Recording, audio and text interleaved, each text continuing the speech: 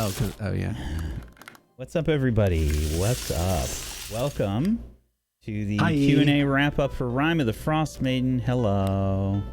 Oh no! Hi. Hi. Welcome on in, everybody.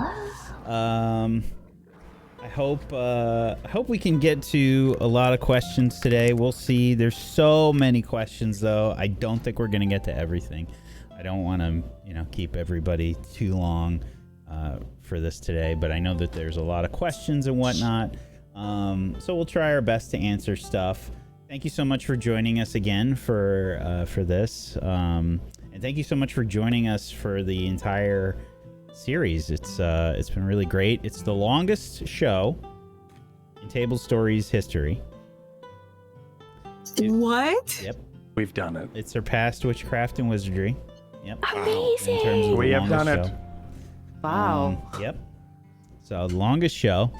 I did not intend for it to be the longest show, but here we are. Here we are. Here we are. Because of all of our incessant arguing every episode. No, to be fair, they make these modules for 4 people, and we have 7. So it's a lot of people. Everything, the way that I think it works out to be is like, at bare minimum, it adds 15 minutes to everything you do per person. Dang. Something like that, yeah. Like, people have tried to work it out and whatnot before, like how long it takes. So every episode, it took you 15 minutes longer per person. So you've got 3 extra people. So that's an extra 45 minutes on every decision. So it adds up. It adds up. Definitely. Well, now I want to know how fast it would have been if it was only one person.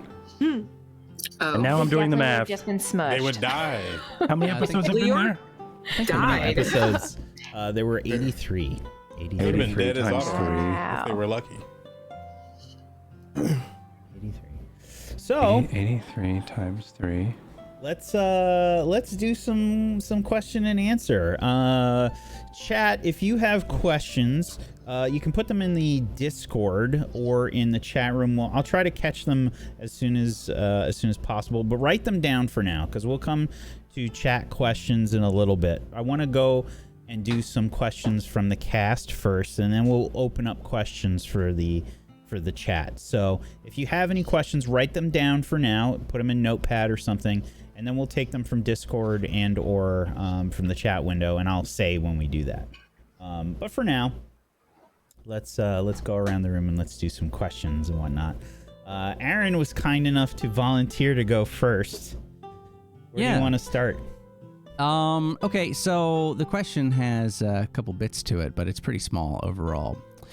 The Underdark. I know that we had a small run-in the beginning with that one cave that had a hole that went down. We were even told there was some sort of potential issue with the Underdark there. And then later on in Zardarok's castle, there was that ramp that was twirling down. So my question was, two parts of the question. One, did the campaign lead to an actual chunk of the Underdark to play in? And two, was there a what's the name of the fucking, I can't think of the Beholder. In this campaign, was there a Beholder? No. Okay, so those are it. No, there was no Beholder. I wish there was. The Beholder is my favorite enemy that I desperately want to use in a game, and I've never used one. They're insane. It's terrifying. They're brutal, and they I think usually you behind the helm of a beholder is probably the scariest combination. Yeah, I have a. Hold on. Also, Does he have a mini? A mini beholder. Amazing. Beholder baby. Wow. Dude, imagine being a magic user. I really like it when Whack gets that excited where he has to get up. Magic user versus a beholder. Welcome back. The anticipation. Yes. The beholder dice And bag, right? terrifying at the same time. Yeah. Oh, wow. Yeah, and 2 of the stocks are drawstrings, right? Yes. That's yeah. Oh my god, that's Sick. amazing. I love that tag. awesome. That is What a so great good. idea. That is very cool. Dang. So good. Yeah, my favorite enemy. I never gotten to use one, so I desperately want to use one. But I won't use one if it's not right for the campaign. And That's nice of you. and yeah, they are brutal. So like, if I do use one, they will be. There will be blood. There has to be a situation that calls for it. Yeah. You know? But yeah, no Beholder, and the Underdark is not included in this book. So if you guys did take that path, I was gonna have to improv something. Cool. So Yeah. it wasn't immediate death if we went down there? Not immediate death. Gradual death. Sweet. Some story. Very gradual. And then death. Yeah, but that was kind of my big one. I didn't know if the Underdark was a part of this. So yeah, that was it. Yeah, I figured there was enough stuff to hold your interest, like that you wouldn't really be prompted to go down there. But there's plenty of chaotic players that are just like, I want to go down this crazy path that is obviously off the rails as much as Chaotic possible. player? Yeah. Who does that? Yeah. So, I would have just had to deal with it and come up with something. Chances are what I would have done would be to... There are a few situations in the campaign where there are drow. I would have tried to tie that in. I would have tried to okay, you're going to meet this drow who either knows this other one that you're going to meet later in the campaign, or I would have tried to make a little situation that involved you interacting with them in some way, like you either have a confrontation or some kind of barter is done, some kind of cooperation. I would have had to come up with something. All right. Pretty cool. All right. Cord, why don't you go next? With what?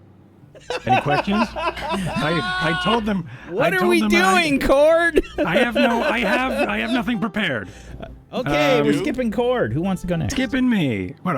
It's questions about. It's question to the DM about. Whatever about you want. It's a the game? Q&A, man. You can ask one of us. Oh The biggest boy. question. There.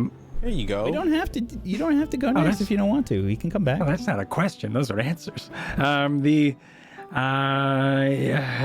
come back to me. Okay.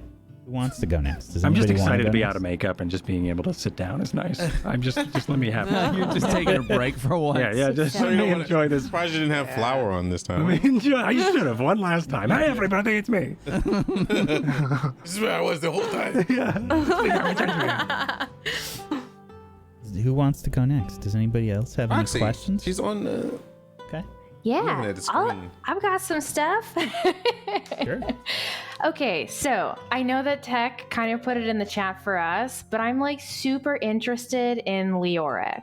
So my first question is, when Ray used seeing on Leoric when we were in Yithrin, was he actually using it on the real Leoric, or was it what did we see there? Okay. So when Myth first rolled up his character, Yeah, this is exciting. there are secrets that are a part of the book, right? Now, originally, he came up with a backstory. He's like, I want to be a changeling.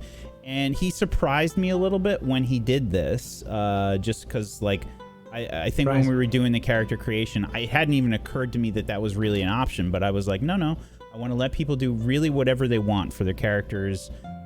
Since we're doing a module, I was like, I don't really have to worry about a lot of homebrew shit, so I'm just gonna open it up. I'm like, here, you can use these books, whatever.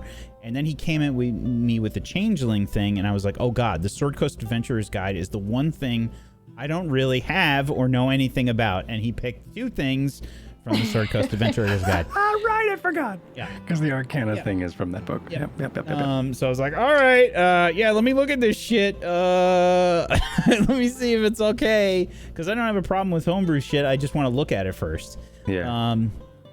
So Also make sure it's not game breaking. yeah, so he came with this idea, and then there's secrets. And the secret that he drew was a doppelganger.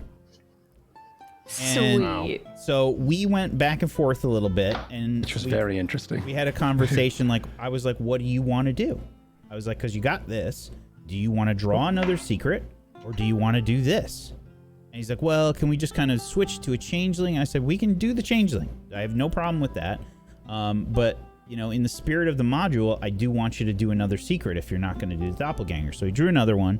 And What was the second one? I don't fucking remember.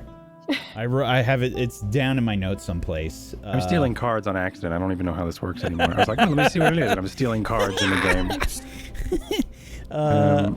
You might, these are mine. Okay. yeah, you might just have the Mortis one. Yeah, I have two. I've got the doppelganger and I've got Mortis's, and Mortis's was a Dritz fan. So and that happened. Which is Oh, amazing. Yeah. So him having he had a rip of the green cloak, or he had a rip of green fabric, Mortis, and he worshipped it like it was Dritzed cloak. So it was wonderful that everything sort of worked out the way it did. But yeah, I have doppelganger for Leoric. Yeah, so I think what ended up happening was we didn't do another secret or something. And so we just kind of rolled with what he had. Because really the secrets are for the locals for Icewind Dale. Yeah. So I think the conversation went something along the lines from you, Cord, that you were just like, I want to do a secret. Yeah. And I was like, all right, fine, whatever. And let's see if there's one that's applicable. And then you drew like a whole bunch, and then we got to the doppelganger, and you're like, all right, Yeah, and I was like, yeah. doesn't make any sense with a changeling though. No. And we just kind of went with whatever you had. So you got a doppelganger, and then I was like, well, you got a doppelganger. There's a doppelganger in the story. And guess where it was? In Yithrin? Nope. It was in Zardarok's. So Zardarok's had a prison. Oh my god, the thing that was tied up as we were leaving. Zardarok. Yeah, that gross thing that we were like, what is that? Right. Zardarok's had a prison that you did not get to see. Oh, So okay. upset about And Zardarok. the doppelganger was in the prison. And it was going to take Leoric's form if you went there. And the doppelganger can read surface thoughts. So what I did was, in the confusion of the escapades that you had in Zardarok, doppelganger escaped. And it read all of your surface thoughts and took on the persona of Leoric. And this was the doppelganger that you met. Yeah. Yeah, The doppelganger you met only knew Leoric facts up to Zardarok. Yep. And it would only know it from what essentially we knew Surface about. thoughts. Yes. So surface how- thoughts of what you knew about Leoric. That's pretty So there were cool. so it was really hard to, because there was one time you were interrogating me. I remember there was one time I was like, and there was a bit of time I had to, and you're like, oh, Leoric's taking some time. This isn't him. And I was like, because I had to backtrack and calculate when the memories and events happened, and which memories and events that you all, as your characters, would have portrayed in your surface thoughts to this character. It was really interesting to play a doppelganger, like, because then you have to be like, okay, with the information about what I know of these characters as a player, what do I think that they know enough about so that this doppelganger can form a persona based off of just their surface thoughts about this person? And it was super hard and super cool. And I knew you could do it, Cord, because I wanted to bring Leoric back in before the end of the show. So this was my way to do that. Yeah, it was awesome. It was really cool. I did have other ways to do that.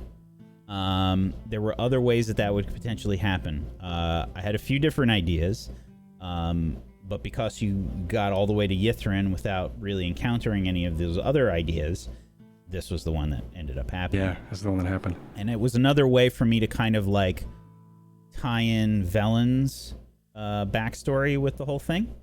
Yeah. So it made a lot of sense, and I was like, oh, this can be like their guide into Yithrin and tell Avarice all about the group, because I didn't want to play Avarice just like a straight up kill everything in sight villain. I think that's boring. Like I like to give villains or even like morally gray characters more options in a story. Yeah, I really just hate being like, this is bad guy, go kill bad guy. That's boring. That's boring. I don't like that. So I thought it was a good way to tie everything together, and other potential Leoric things. The other option was some kind of resurrection. It was either going to be Auril resurrecting Leoric. And to be honest, I wasn't really sure of her justification for that. Auril is supposed to be played very callous and cold. She is the representation of she is supposed to represent winter and like cold and callous and cruel. She definitely did. Yeah. So like they tell you specifically in the book, don't overplay Auril. Don't like go out of your way to do all this stuff. Keep her like pretty light. Cool. You know, she's Cool and just, collected. Yes. Cool. Yeah. That is cool. Sweet. So I was wrestling with that, and I was like, okay, if I do the resurrection thing, I'm gonna have to figure that out. I don't really know. Yeah, it's the almost best way out to of go her, about it. Yeah, it's like it's kind her of way out of, to do that much energy for something. Yeah. So the other option was to try and think of another NPC to kind of like use that was in the book that maybe didn't really get to meet that I could try and use. Ultimately, I didn't explore it very much, because when I asked Myth, I was like, what do you want to do when Leoric died? I was like, there's a few different things I can do. I was like, basically, you can make a new character for now. It could be a throwaway character. You know, and I can try and bring Leoric back in some way, or you present them with a quest or something. And you made a really cool character, and I was like, I don't want to throw this character away, man. You know? Yeah, Morty's amazing. You know, like if Mortis died, maybe I'd try and find a way to bring Leoric back in, but I didn't want to just like throw Mortis away. Another reason why Mortis was so chaotic was like, oh, let's just see if this is how it goes. Yep. Can I jump in on this real fast, actually? Of course you can. So I had this idea that Ray knows that resurrection magic works. You've spent the entire campaign since he died to try to figure out how to get Leoric back. Yeah. Yeah. And there wasn't anything I can do. I had 10 days from the moment I cut his finger off to bring him back, and I didn't have that spell, but I knew it existed, so I could... But I had this idea, because Ray is a druid, when he hits a certain level, he stops aging. Like, for every, 10 years, he ages a year or something like it. It's nuts. So he'll live for another probably 700 years. In that time, he should be able to get to a point where he can bring people back. So I know that when you go to resurrect people, that spirit can choose not to come back. So I wanted to ask you if Ray got to that point where he had true resurrection, At some point. and he finds... He doesn't even need to find Leoric, but I know he would. He would try and find where Leoric was and try and bring him back on that spot. Would Leoric want to come back? Yes. Okay. Yeah, I think he would. I figured, Some but thirst for I wanted knowledge. to ask you. Yeah, his quest for knowledge was too strong, man. He wanted to learn. He wanted to learn. There's a lot of little things. There's a lot of little secrets about Leoric that I was never able to tell through story and such. Leoric, a changeling, canon-wise, is from the Eberron setting, a different multiverse. And this is some backstory meta funsies that I never got to explore or talk about. So the way that I built this was Leoric was from the Eberron world, needed or did somehow. He was through, I forgot who it is in Eberron, but he was transported into this world and then needed somehow to get back. So he tried to learn about Azuth and learn about this new and up and coming demigod Azuth, who had just been broken free from the. I think he says it in I monologued about it in the beginning at some point about him and his devil twin Asmodeus. I think they were they were imprisoned in the same body for a while, and Azuth was finally sundered apart, and then he was starting to get power again. So Leoric, a cleric from a different world, is like, oh, this worked in a previous time. I need to get back there. So he decided to latch on to the idea of Azuth so he can then gain the boon and favor, whatever that may be, whether it is going into the north and claiming Charlatan for Azuth so he can get the favor to then be granted back his passage back to the Eberron world. So being in this world, he didn't need to be a changeling, or he didn't need to be a person or hide. He just was himself. Just to hop in on that, we talked about potentially when you were making your character about learning, because the idea was you didn't know part of you didn't know part of your backstory, right? As Leoric, you didn't know how you were here, and were you the only person here that is a changeling? Yeah. And that was another potential thing to explore, that I don't know if we would have gotten to it. That it was just, it was so hard to integrate. I might have done something with the doppelganger, in some kind of distant relation or something along those lines. But then that's also relying on you all running into it. I might have tried to do something more in Zardarok's, where it was the doppelganger breaks out and meets you or something, and have a meeting about change and but that's what that was his motivation to go to the north and to be a part of the Brotherhood, and so he can gain his knowledge, so he can learn about the arcane, so he could, because the arcane was how he was brought here, and he thinks if he worships the arcane somehow, he can then figure out through magic. It doesn't matter what god from which realm got him here, magic did. So that's why he was worshiping magic itself rather than. So it was a fun little thing to try to figure out, and that was the motivation for him getting there. Whether or not we ever get to see that backstory was sort of irrelevant, while that was why a changeling had a cart and hired Teriel and found Cheppy to then go to the north to try to find this Charlatan. That was his sort of motivation to do that sort of stuff. So I guess so. We knew that he was from a different place. We knew that. And from death and what death is, you essentially go to another place anyway. Yeah. Right. So that's why I'd wondered if he would have even wanted to come back, or if he would have been like, no, this is something. That's a great question. New. But because also the Shadow Realm, there was a part of the story where we were also about to go to the Shadow Realm. That was another way to bring. And that Leoric was so exciting, because I was very excited to be like, we got to go to the Shadow Realm. And then I even said to Whack, I was like, Mortis stays here and guards the door, wherever that may be, and then we go to Shadow Realm, or if we go to the Shadow Realm, Leoric will be there, and it'll be badass.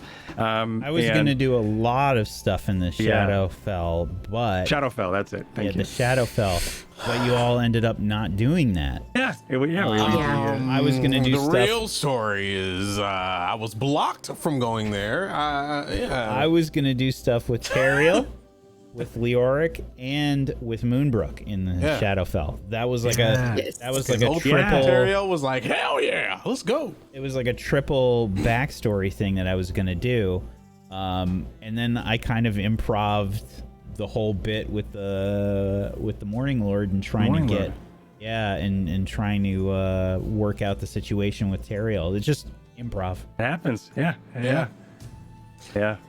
But that's it was awesome. Yeah, it was so cool. That's pretty much a lot of the Leoric secrets. I don't really know if there's anything else. I know that's probably what I've been excited to talk about was Leoric, but that's sort of it. I mean, questions I'll answer, but that's sort of what I've been wanting to spew about. Oh, that's cool. Okay, another one. Transitioning from secrets. I know at least I know I pulled a secret card. Did everyone get to reveal their secret? If so, what was it? I want to know, because I haven't revealed mine either, and it's so fucking dumb. Yeah, mine was the Mortis was a Leoric fan, or was a Drizzt fan, and Leoric was a doppelganger. Amazing. Oh, I had Yeah, some weird ones. Mine was like something sorry. to do with a ring and an uncle or something. I honestly don't even remember because it was just so out there that it never came up. Yeah, mine was definitely it was the pirate cannibal. I ate my crewmates. Oh, yeah. Amazing. I was wondering if the cannibal I thing thought was that yours. was- That was a good one. Yeah, it was, and it was so. I didn't know you ate the crewmates. You I didn't know dodged, You had to like dodged a dragon, by the way, by not doing that. By not doing the Shadowfell backstory. I don't know if I'm happy about that. I know. I don't know if I'm happy. Yeah, that's either. kind That of means- sad. You dodged a Veacharos, the white dragon that flies around Icewind Dale. Interesting. I really wanted to do that. Well, there's an alternate campaign at some point. The alternate. I was reality rolling of for that Rime. the whole time, by the way, because it is a potential encounter. Yeah, Never we never ran happened. into that dragon. Yeah, Never it's happened. true. Wow. Yeah. I was wondering about that dragon. Did Faye, did you have a secret? Oh, Velen was supposed to just be an evil bitch. Oh, okay. That was. That's pretty much it. So to be clear, I gave Faye all this backstory and info on Velen, and I was like, listen, play her however you want. I said, this is what she's been through. Here you go. I gave her a wiki link. I gave her all this stuff, and here you go. Here's all this info. I don't want to tell you how to play this character. Play this character however you feel is right. I said the gist of it, the way that the book describes her, is she's, this, and this, and, go from there. Sweet. Yeah, what changed her was the way it was similar to how when Nas was brought in and PB was playing her, she was supposed to be just completely throw us off course, not be helpful whatsoever, but you guys and the way that the party interacted with Velen directly affected how I was going to play her. Because originally I was just going to screw you guys over. And, whatever happened to her happened, right? Because she's just supposed to be an NPC at that point. But we brought her in as a character, and I played off of what you guys were doing and the way that, your relationships would have affected someone who, quite frankly, her whole life was kind of just floating by. You know what I mean? Yeah. So, yeah. With a bunch of kobolds. With a bunch of kobolds. With a bunch of Zombies. Stomp the yard. Anyway. Yeah, I was going to. I tried to tempt Velen as well with a few things. I sent Faye a few messages throughout the course of the campaign. I was like, "Listen, you're going to be tempted today." I said, "Play it however you want. If you want to go down that route, that's fine. If you want to be tempted, that's cool. I think it's a cool story thing, but play it however you want. I don't want to force you down this path." Because I was going to turn Velen into a lich somehow. If she went down that path, yeah. We kind of pushed her towards it, but she didn't do it. Yep. So, yeah. I wanted to! Terrio, secret. He only had one that fit because I got sick and tired of drawing cards. Because it was like, you have to be this race and this race. I was like, I'm not fucking. Anyway, but his was interesting. We never got to his because we always never decided to do shit. So his was Old Flame. He had a lover in the Tin Towns. An Old Flame of one, but Cheppy was a thing, and Is that all that stuff. Is that why he initially went to? Yeah. That's why he just went to Tin Towns.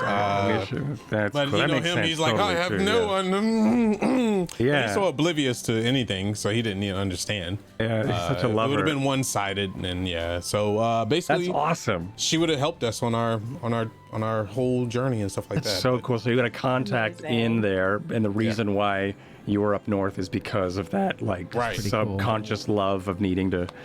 That's so cool. Yep. It was very interesting, but we never got to it, so I just put that card away. I mean, you did. We did get to it. That was the reason why we met. you know well, that. I mean, it yeah, wasn't but ever like the same thing with Leoric. We never got to know all Right. those reasons, but it was the reason why it was the motivation for episode 1. So he would have to have seen her and then chose to what's the word? Acknowledge the love. Yeah. Cheppy was a thing, and then like he was just I in love wonder with if the idea. Cheppy would have won over. I wonder if she would have won you over. Yeah, I think the NPC. I think the NPC was human. On top of that, so we kind of bridged it a little bit by saying like like what it means to be an elf and how people die and all that stuff, and that was always on his mind. And he was told by his mentor that she was in love with. It was a great story. If you guys didn't see it, listen to it. How she was in love with a king. And he passed away, and how hard it was for her to, go on with life, knowing that she lived for centuries and he doesn't. So, interesting stuff. Poor owls. Yup. And Aaron's secret for Ray Was you died. Was he died? Yeah. Hey. Yeah, and was brought back by a druid. What a fun. Wow, that was like perfect for you. What the heck? Yeah. It was so perfect. I just Yeah, that is dope. yeah. So, and then the only other thing to do with that is just making him a criminal first, and then Right. playing The all death, that and stuff. then Was he a criminal changing life first, or was that around. in the? Yeah, he was a criminal all his life. Okay, pretty and then low, you had, and then you shitty drew the card. criminal. Yeah, he was. Okay, so the card didn't have you as a criminal. No, That's amazing. Oh, okay. Interesting. Sweet. he just died and was resurrected by druid, and then Why Whack was is he the resurrected? That's what I want to know. See, Whack actually built all that with Anga and all that stuff after the fact, Yeah. which threw me for a loop when I was talking Amazing. to Anga. And you went, and when you went knucklehead. Fuck. Yeah. So What ended up happening was I gave Aaron a little bit of info when we started that, like I don't know, maybe a few days before we started that episode. Yeah. And I kind of just gave him the hey, listen, I'm going to do this scene, and this scene. I said, but play it however you want. Because I'm not trying to write a script here. I'm just giving Right. some bullet points and improv Context. based on that. Yeah. So it was like, listen, I want to do a scene of you getting resurrected. And I wanted to tie it to Angajuk and Anga because they put this druid that was going around awakening various creatures in Icewind Dale. And I was like, oh, that's perfect. I was like, and I just made the reincarnation specifically, by the way. The reincarnation as a thing where she just came upon you and saw that you had just died or whatever, or maybe saw it in the distance or something and just wanted to help. That's all it was. Okay. And then, she just wanted to help because, I just wanted her to be a sort of like a kind Kind soul. person. Yeah, just a kind soul. which was great. That's cool. Yeah. Sometimes not having a lot of depth to a reason makes a lot of sense because a lot of the actions that we take as human beings don't need to necessarily have a lot of sense. yeah. They might just be emotionally based. Yep. So not everything has to be super complicated and like I'm reincarnating you so that you can be a tool in my grand scheme. No, Yeah. she was just I don't a mind being kind a tool. soul and saw somebody. Well, It was just feeling I the think- moment. Well, that's why, like, after that moment, because Ray was already trying to be helpful to some degree, but he had his issues. After that flashback and everything else like that, and the sort of kindness that Whack portrayed as Anga, it really helped me to sort of go, okay, so Ray was brought back after this really shitty life, and this person did this for him for no reason. Like, how does that change your perspective? How does that change who you are when you look at someone's like unbelievable kindness and asking nothing back?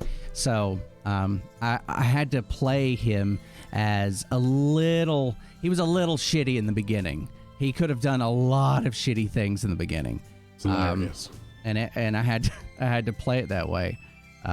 So yeah, but it was really well done. That scene was incredible to do, and I really appreciate you giving me that opportunity. It was Hey, awesome. listen, that was was mostly you, beautiful. bud. That was mostly Yeah, you. Really I loved Ray. Ray was one of Just my tried to favorites. feed off of what you were doing. I appreciate that. I have a question for Phelan. If you got to be with us since the get go, who would you have made and what class you would have made? Ooh. That's a great question. Honestly, I love Velen so much, but I would have probably gone with like a Twilight Cleric or something, if it had been like around when the campaign had started. I really love Twilight Cleric stuff, but definitely a cleric in general. If it wasn't already taken by Leoric at that point, but he was also more of like a magic user regardless. Right, he was completely Yeah, so I probably would have gone beefy tanky cleric. Human, elf, half elf, whatever they're called. I forgot what they're called. I always play. Sorry, Eladrin. I always play hot characters, so I would have to play a really ugly cleric. There you go. I mean, So you already played Velen. No. I mean, like if I had the opportunity to like create a character, I probably would have gone like a really like a gnome. like a gnome or something. Yeah. Oh, we had that original. I won't tell anybody just in case we play them later. Well, oh my God, yeah, we did have our little Oh. Yeah. One day. One day. Whack. Okay. Did you? So that was a hell of a transit. Whack. No, I was just like, Like what? I have one. Yeah. There was one of the Brotherhood that we didn't end up getting to see, I'm pretty sure. Zan? Yeah. What happened with them?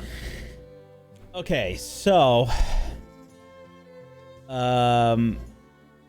there is a bit of story to that, but what ended up happening was kind of a time crunch for me, and I just didn't bring them in because I thought we had kind of explored enough of that stuff. So I was like, I don't think I really need to bring in another Brotherhood, because what would end up happening is we would have many, like, not many more episodes, but there would have been several more episodes that I felt were a little extraneous. So I was like, I'd rather just have you and Avarice kind of duke it out a little bit. What I was anticipating would have been a confrontation, ended up being more bartering and working together. I thought if I brought that character in, it wasn't going to add anything. Right. You know? So sometimes I feel like I just have to prune stuff, you know? Yeah. And Right. that's what ended up happening, like mechanically. Story-wise, they died and they only had a simulacrum remaining. So you would have interacted with the simulacrum. And they all kind of have the same motivation, which is, get the credit for Yithrin. Right. So it didn't feel like a necessary thing to add. Right. No, the stuff with Avarice was good. Yeah. Liked it a lot. Cheppy, what was your secret? Yeah, what was your secret? Oh, Cheppy could talk to owl bears. Oh, shit! Have we seen one? You riding little owl bears? There's been owls. There were bears. We didn't have an owl bear. Not together. Yeah. Yeah. I would've been remember, like, cool. when I first drew it, I was like, I wonder if this is ever gonna come up in Icewind Dale, but like maybe. There was an awakened owl bear, so that was in this adventure, and were there any other owl bears? I don't even think that there were. I had bears and owls and owl lady. Just that one. Yeah. There's that card for that one creature. Yeah, I one. gotta do a search through the adventure here. Owl bear. 1 of 21? What? Oh, there's 21? All over the fucking place. We were just lousy We're with very owl good at bears. It's Owl mentioned Bears at are like, least come to the 21 lonely times. forest, baby. I'm over here. Yeah. Only Yeah, one. so there's there is a potential encounter that you never ran into that had owl bears. Oh, that would have been so cute. I did roll for stuff, but like at some point, it became again sort of detrimental to the story for me to just keep rolling encounters all the time. Yeah, it's like when you get Just too much. really annoyed by them at a certain point in like Final Fantasy games. You're like, oh, just let me get to the place. Town's right there. Right there. It's like, okay. So it's like the way that they have you do the rolls for the encounters in this game is like they have you roll 2 d20s and like you have to beat a certain number during certain hours of the day, and depending on the number you roll, a blizzard happens and a bunch of other stuff. But yeah, certain encounters just never came up. Interesting. Just never came up. I got a question for Tess. Oh. Okay, so first of all, I would never expect you to play a barbarian because it's just a interesting choice. Second of all, if you had to do it again, would you still be a barbarian? I don't know. I loved. So my thinking was, I don't know how to play D&D, so this is like something simple enough that I can focus on the role play. But there's a lot of mechanics to D&D, and I won't lie that some of the time you guys all just had all of these really interesting spells, and also I rolled really well in the beginning, and you rolled really well the whole time. Yeah, that's why I rolled really well the whole time, was because I rolled really well in the beginning. And I honestly, this is gonna sound weird, but I really feel like I would have had more fun if I had rolled worse. Because it was you had more flaws. Yeah, like it was almost like a little bit boring because I always got by. Yeah. Like nothing bad ever really happened. You didn't even really have to use. You didn't even really have to use like reckless attacks. Like you had that as a thing. I forgot I even had that. It was so bad. And I mean, there was interesting up until recently. You knew that you had a reckless attack. Yeah. There was interesting stuff that happened to my character. Anyway, obviously, like Moonbrook and that love story, which totally I'm like oblivious as a human. So I didn't even realize that was going on until Wish literally was like, so by the way, and I'm like, oh, like in person. She told me when we went on a hike together, and I was like, wow, I'm so dumb. It was really funny. I revealed Moonbrook's thing, and you're just like, we're walking through the woods, literally, and she's just like, what? I'm such an idiot. I had no idea. It was so funny. Thank you for telling me. But yeah, no, I like my character still had a lot of really interesting, cool things happen to her, and I loved the roleplay stuff, and like that whole thing with killing everybody she knew. That was so cool. That was improv. I was not expecting that. By the way, really good. Tess improv that shit. I just want to point that shit out because I did not plan for that at all. At all. So good. Good job. I don't know why it was in the story. Awesome. It's straight up meant to just be people in the camp that did that. Yeah. And Tess did that, and I was like, yeah, just fucking roll with that. That's cool. Yeah. So the Chardolin is going to be so much worse. Like every time they encounter Chardolin, I was like, no. It was scary. It gives Chardolin such a big meaning. I wish to I had Nissa. done. Yeah, I wish I had done more with it. Like I feel like in my head, Nissa would have done exactly what she did the whole time, is like tried to stay away from it and been afraid of it and everything. So it made sense, but I also wish that she had failed one time at like staying away from it, because that could have been really cool too. Like I don't know what would have happened. Actually, that was my question to you, Wack. Is like what would have happened if Nissa had actually picked up the Chardolin and kept it. Yeah, so there's a bunch of Chardolin mechanics to happen. You basically start to go mad when you carry Chardolin on you. That's not refined, it's just you start to go mad. I think since you took that approach with your character's backstory, I would have definitely revisited that, and I would have made you sort of fight the group for sure. Yeah. I wish I had like just like it didn't so fit cool. in my head with her character, so I just like instinctually avoided it. But I think I should have thought about it more and like let it happen somehow. Because it would have been cool. But yeah, the thing with the Chardolin is like you don't really have any allies when you have it. That's the only kind of downside, right? It's like, yeah, you know, I don't know how much I could have done with it beyond sort of the equivalent of charming you, and giving you that perspective of like, oh, this is mine. This gives me power. I'm stronger than everybody else.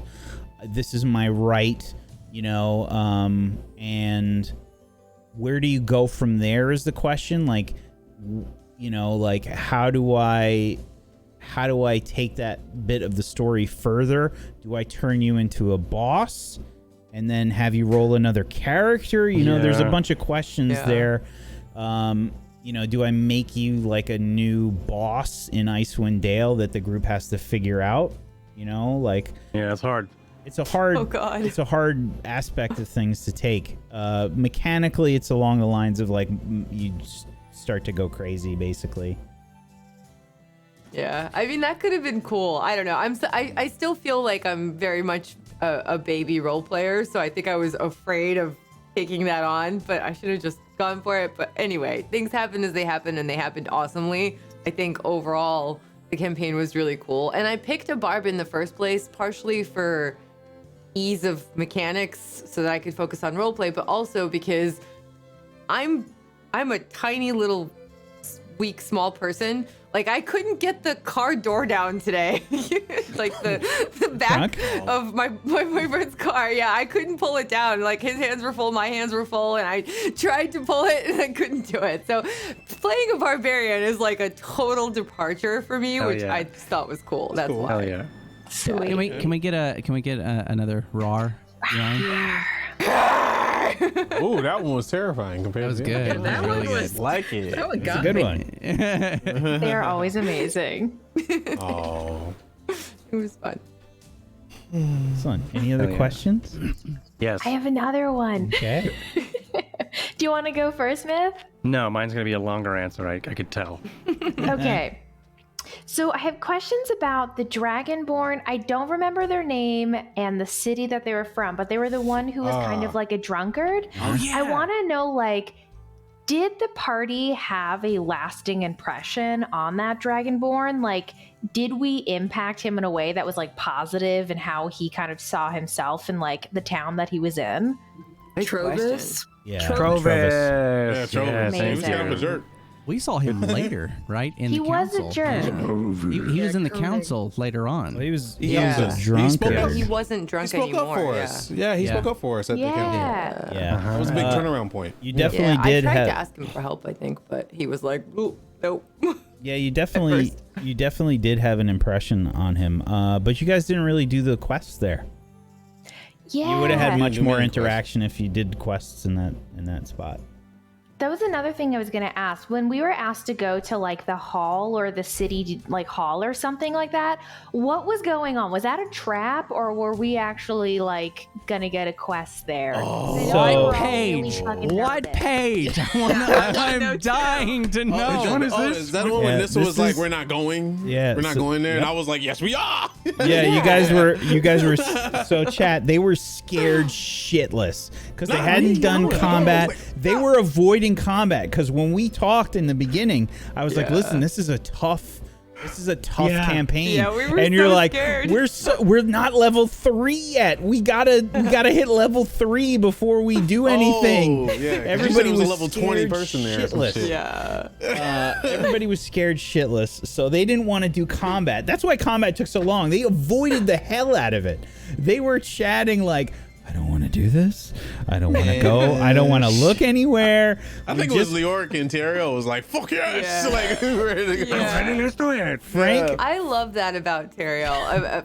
It was also Frank. It was also Frank. This is me. Frank Oh, was like, right. I want to Oh, fight some entirely him. things. Oh, that's so fucking bad. I'm like a fucking paladin, I man. did too. I really wanted to see what my character Vengeance could do. paladin.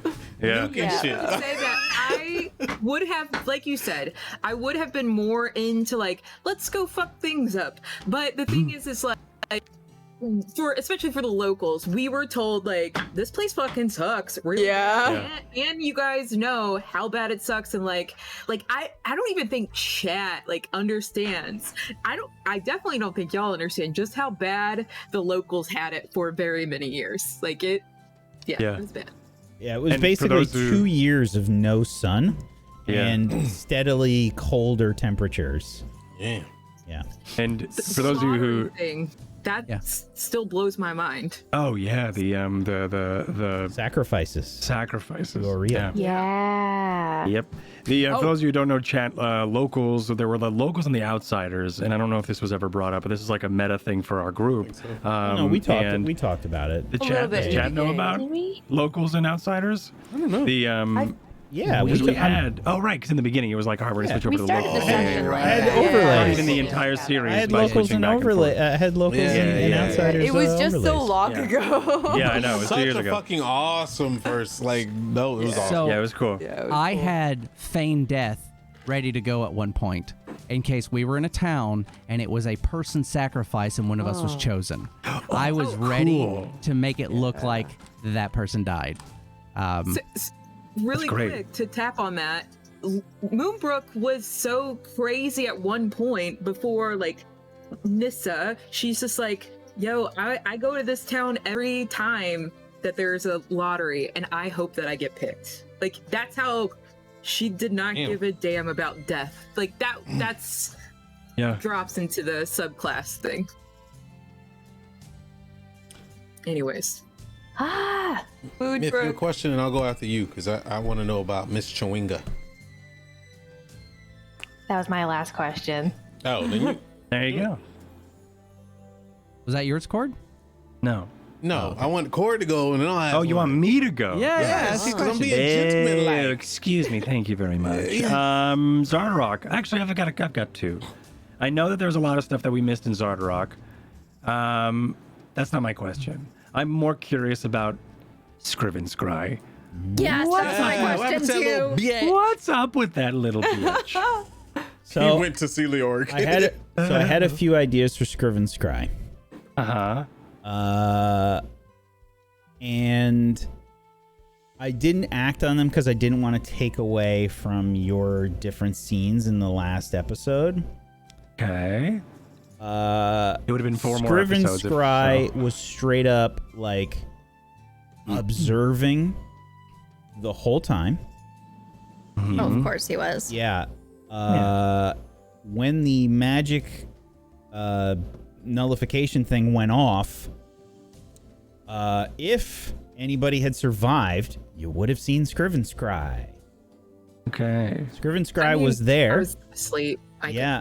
Scriven Scry was going to basically Scriven Scry was learning as much as possible.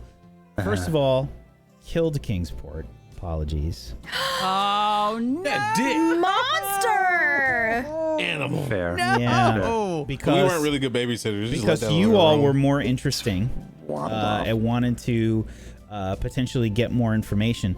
Found out that Velen was a member of the Arcane Brotherhood from various conversations and wanted to learn more about that situation because Scriven Scry's goals were trying to get the names of Yugoloths. So basically other Mammoth, creatures like himself.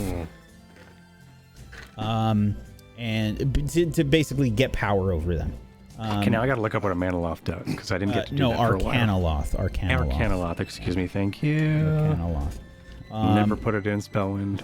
I was like, oh, he wasn't bad until So you the said books, power all of them. the books were not in Yithrin for Scriven Scry. They actually weren't even there. Oh. So I figured you all were way more interesting to Scriven Scry and didn't really want to kill you because you were so interesting, basically.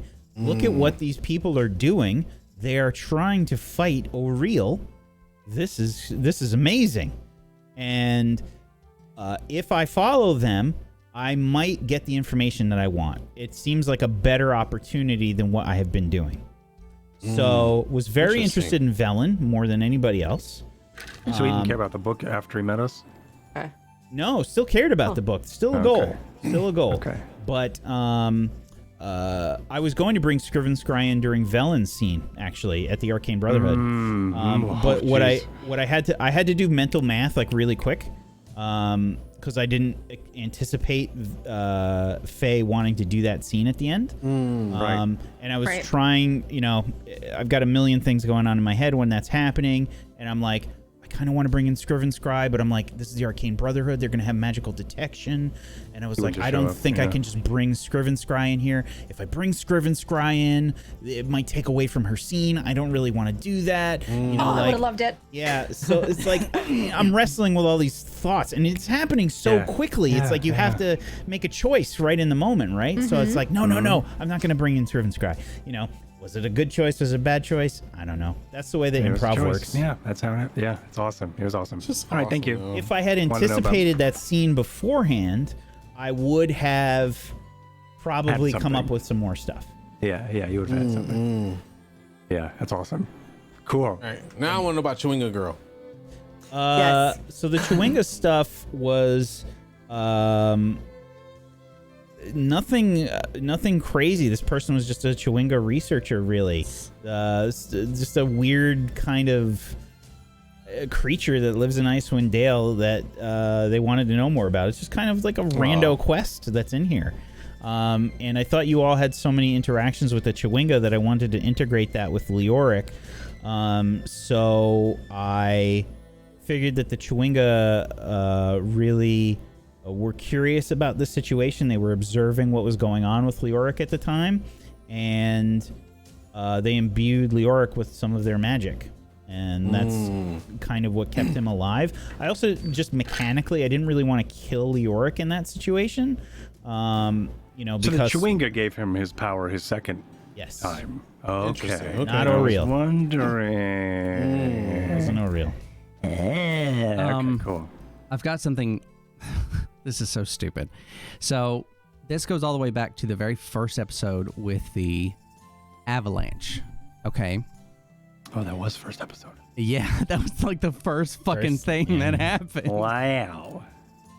There was a chance for that to not happen, right? Or was it always going to be an avalanche? There was always going to be an avalanche. Oh, so it was just gonna happen. They were just gonna get fucking buried, and that's how we were gonna meet them. The first episodes have a little bit of railroading, I feel like, Okay. Yeah, you gotta get just get things going a little bit. Yeah. Sure. So that was the my feel of everything. That was my one railroady thing. I wanted to see how all of you were going to handle it. It was good. That's really good. It was a really cool situation. Would it have killed Cheppy if she rolled bad? If she got like the third failed death saving throw? Yes. Damn. And it would. Just to be clear, Cheppy almost died a I lot. cannot say this enough because people think I love killing characters. I fucking hate it. I hate killing characters, but I will always do it if it is appropriate in the situation. Yeah. I have to get Definitely. like I have to commission an artist to get artwork. yeah. You think I want to kill characters, man? Yeah. I love You're paying paying artists artists. to do it I love again. having awesome artwork made, but I can't dish out money all the time to make all this stuff. Yeah, every time I'm you not want trying to kill people. What's wrong with you? We almost died a lot. There's a lot of almost deaths that happen. Yep. Barry almost died twice. Early on, midway through. Yeah. It's rough. Whack. Is there any quest that I already know we missed quests, but is there something that many you to were count. like, God, I really hope they do this, and we never get to do it? Yeah, there was. Oh, no. So Sorry. the really my favorite ending. The did ending. not happen. Yes. Yeah. Yes. Okay. that's cool. what we wanted to know. Yep. Yeah. Yeah, my favorite ending did not happen, and it's cool as shit. What is it? Now we have to tell us. Everyone's Encased in ice. Go Shit. It's so much better than you're thinking. Okay. You go to space. So this is a mega overhyping it. spoiler. Okay, if Cover your everybody, ears. so if everybody that is listening might still want to play Rime, this is a very, very big spoiler.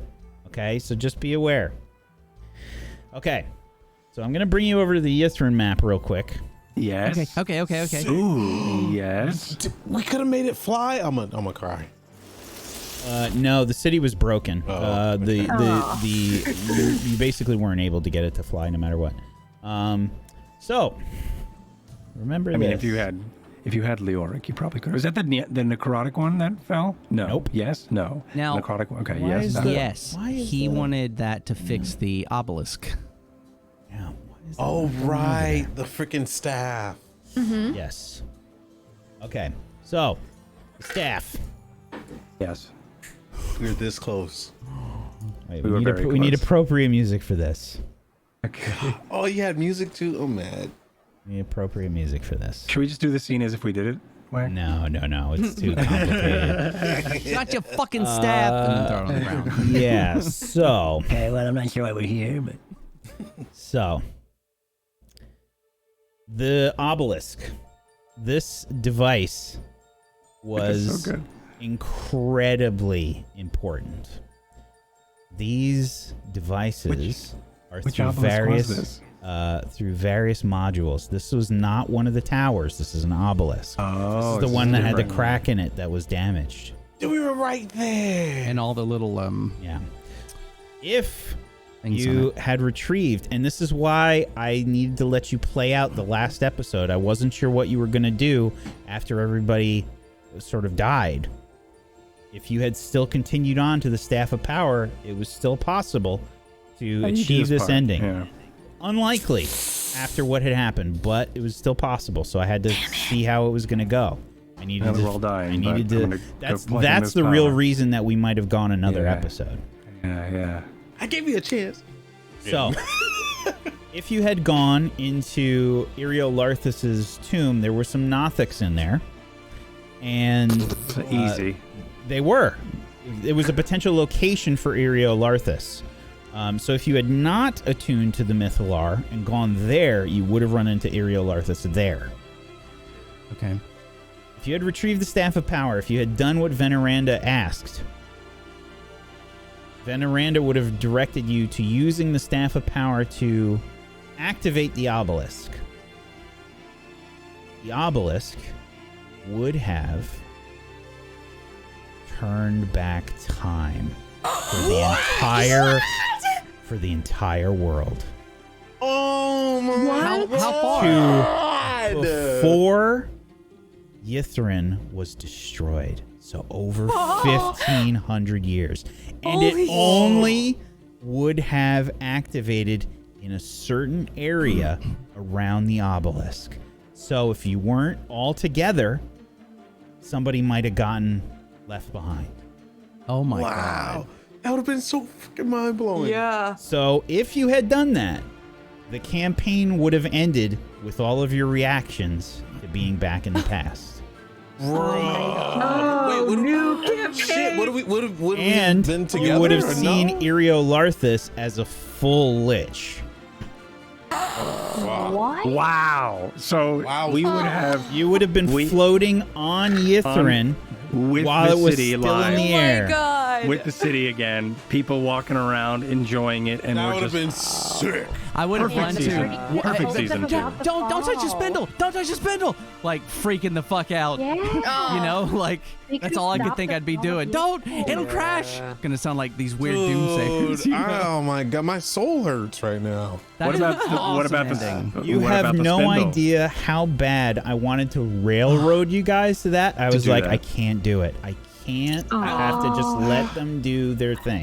I think we ended well, but that would have been sick. That would have been so cool. Yeah. Oh, It was hard. I think it was hard to continue doing Venerandus' stuff because because they weren't that Attack- they enticing to you at charged, that right? time. There Yeah, wasn't yeah. there wasn't that much motivation.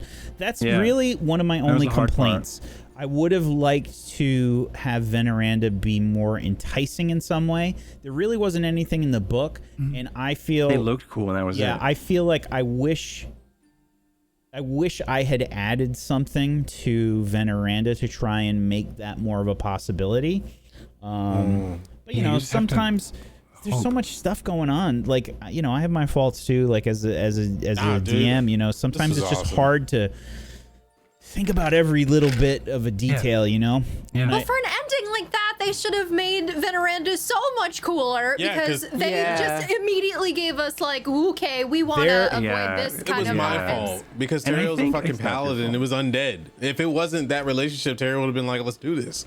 There was. I don't think. I think it was. I think honestly, it was the writing of that character is really hard because it's like it's rewarding. It's rewarding the risk of going, sure, let's do it, and then you have a sweet episode or a sweet ending to anything. It's rewarding the fun risk of doing that, of taking that bet, and a lot of characters probably won't because of that writing, which is to be fair, fine, but it's hard. To be fair.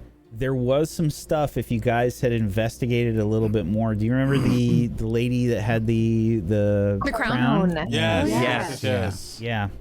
So you missed. More? Yeah, you missed a bunch with that. All of those towers. She was gonna spill. Written down. She was gonna spill a bunch of secrets. Yeah. But then we took the crown off. Yep. And then she withered Because and we died. cared too much. We cared about the people too much. Yep. That's why we wanted to save everybody instead of like use them as pawns. I should have played my drow. Darn. So that was, you know, I love the way that you guys ended it. Yeah, it was. You know, you did it. You did it super well. But that was my preferred choice of an ending if I had to pick any ending. So sad. Mind blowing. What was with the spindle? Yeah, so just basically this horrific artifact. I mean, there wasn't a ton of lore about that spindle in particular, but yeah, it was a basically large crystal of anti-magic power. Yeah, it was like an anti-magic thing. Why I mean, is they it were there? so it's They're just one of those. studying it, right? You got to understand, like all these arthefacts and things that these wizards had. there These are for like them the to sort of greatest study. wizards of all time, Okay. basically Hunger for knowledge. in Yithrin. You know, It's their archives, their this is- museum. It's all research. yeah. So this is research. This is just Okay. one of the floating cities. Okay. Wow. This is one of them. Oh man. Yeah. Yeah, back in the day, it was before What would have happened? before we only could be limited to level 9 spells.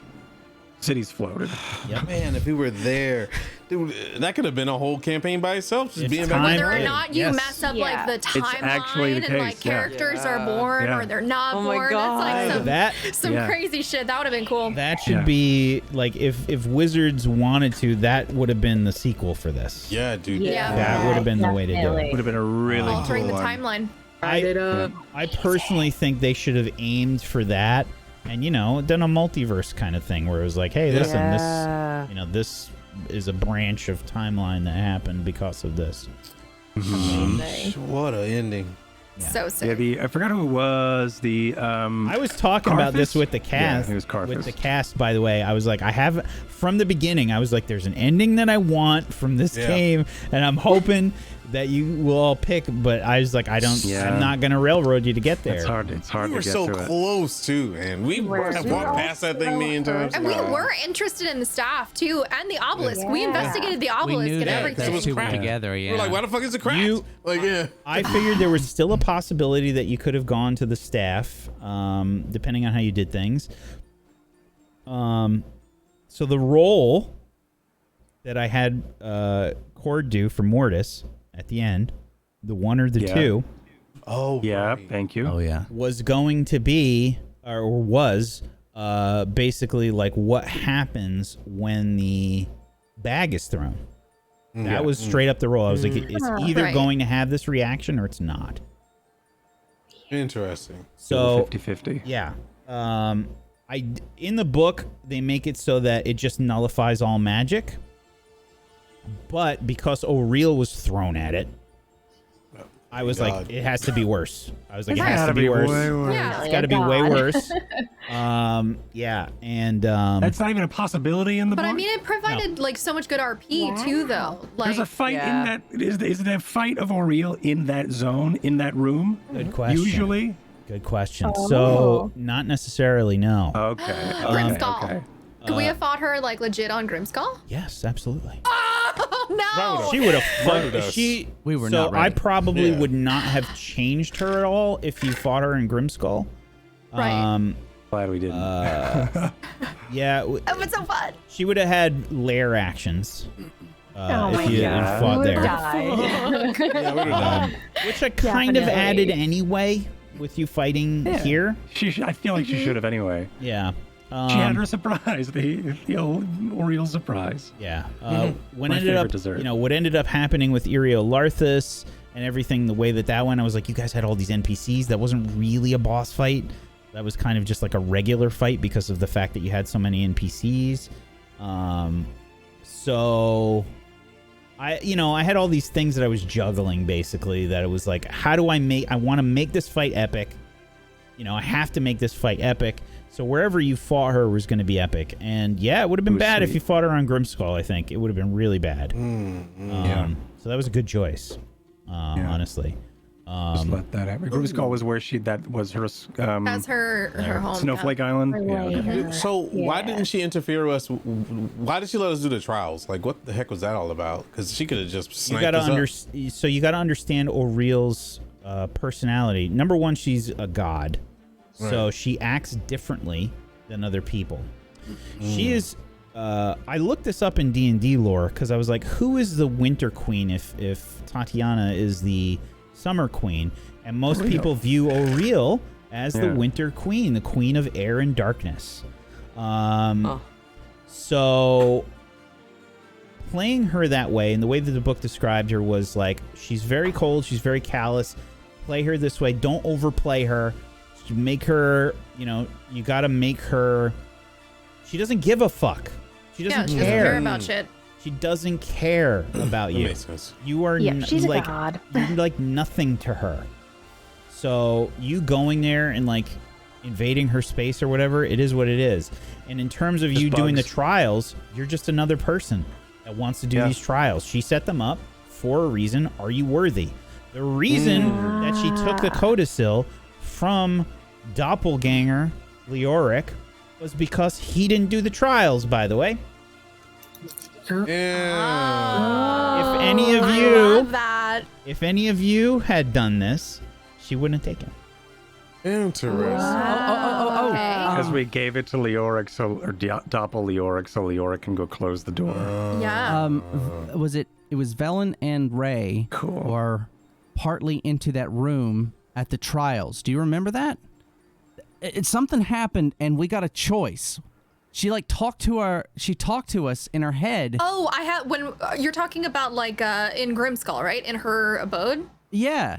We were given a choice. I was using the eye and she oh god, in the chamber, in that chamber. Yeah. And we couldn't answer fast enough, and she said, "Very well." What the fuck was that? Yeah, what was to that? join her, right? Wasn't it to join her? So, let's pull this up. Let me get this correct. I remember Aaron and I both just yeah.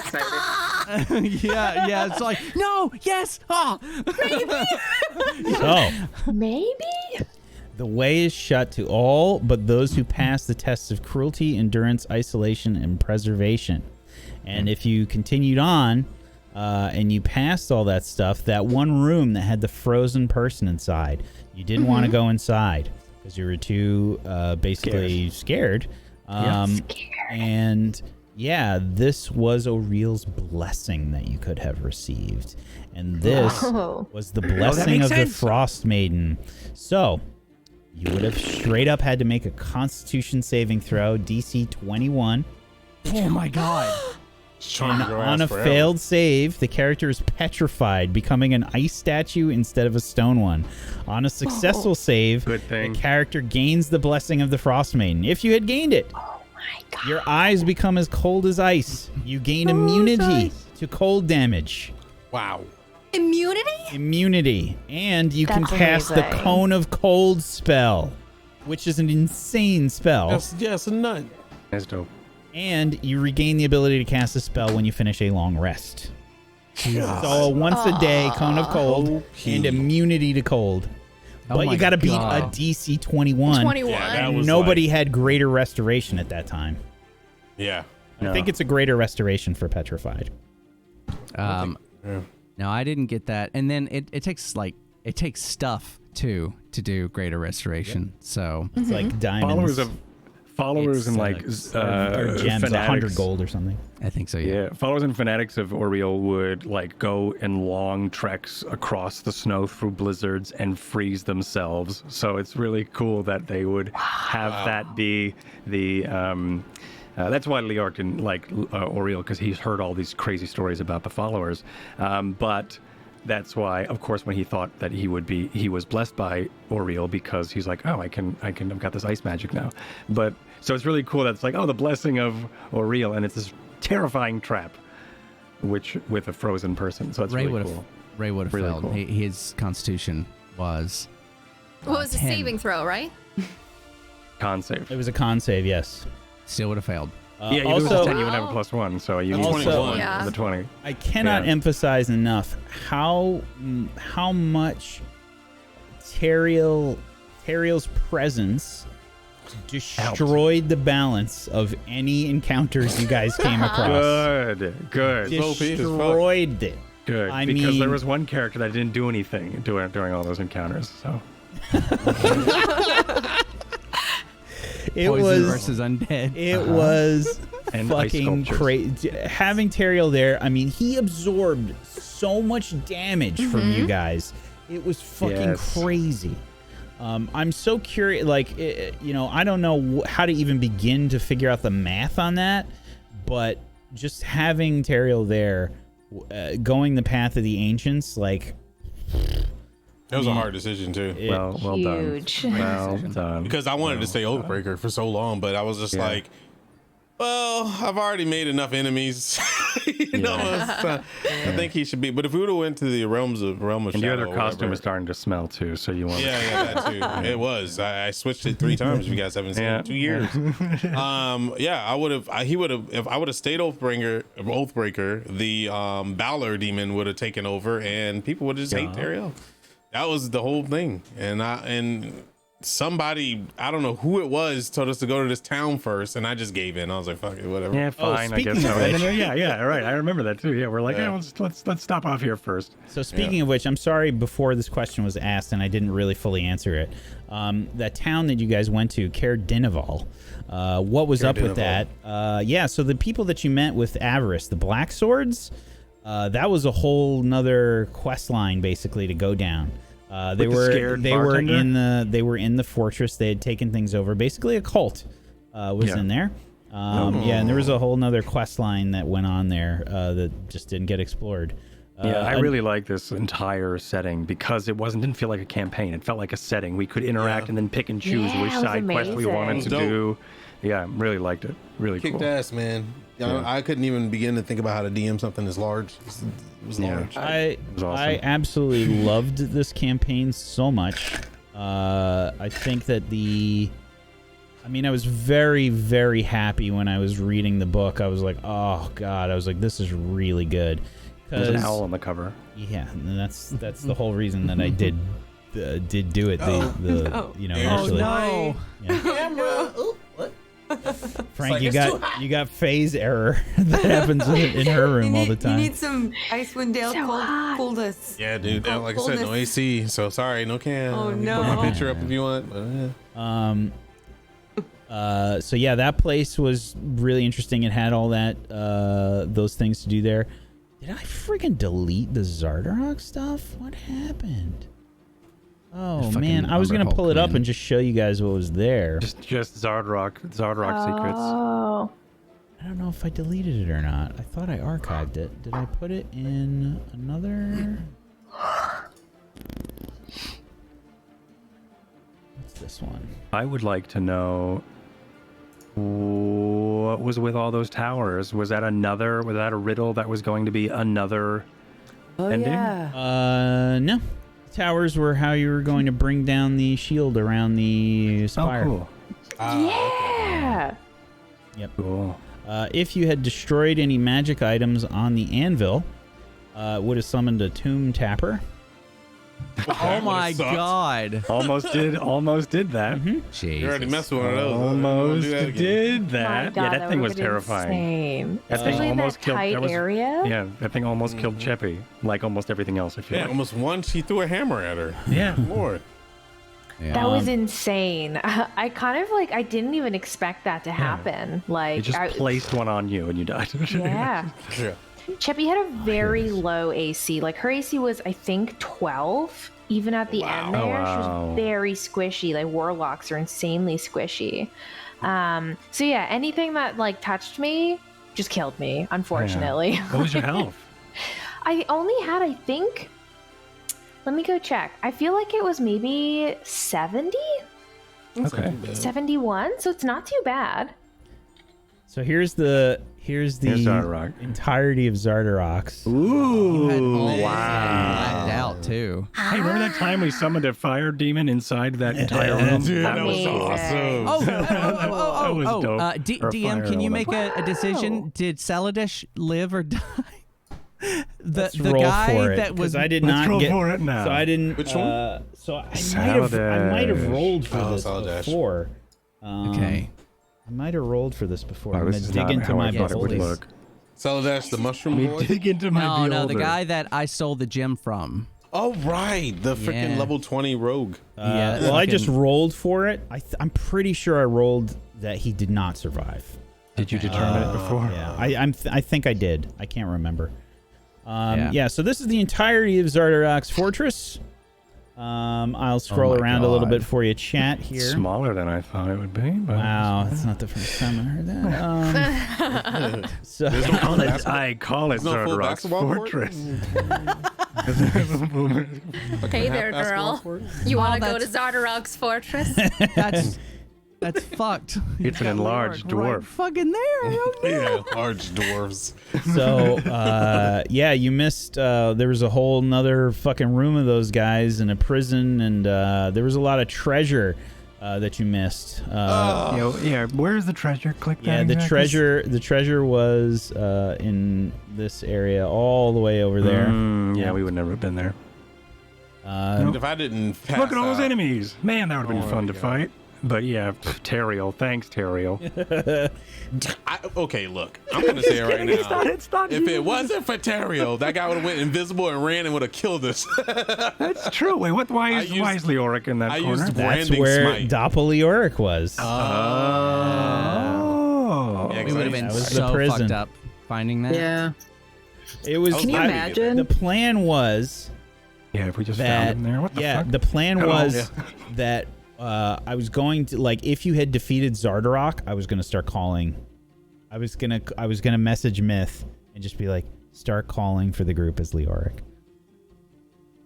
Yeah, I don't think. I think I would have Tario been so confused. I think Tario would have been like, "This is. so There's no way." confused. Like, yeah, I think he would have been very questionable. And then I would have brought him back another way. Yeah, but Teriel was incapacitated. There's Yeah, he a was good out. chance. It was hard. It was really hard for us to stay there. Yeah. God damn. Put him in the car. He was like, "Why are we leaving?" Yeah, that was so funny. We were leaving. You woke up and we're like, the snowflakes are hitting us. We're going down the mountain. You're like, what?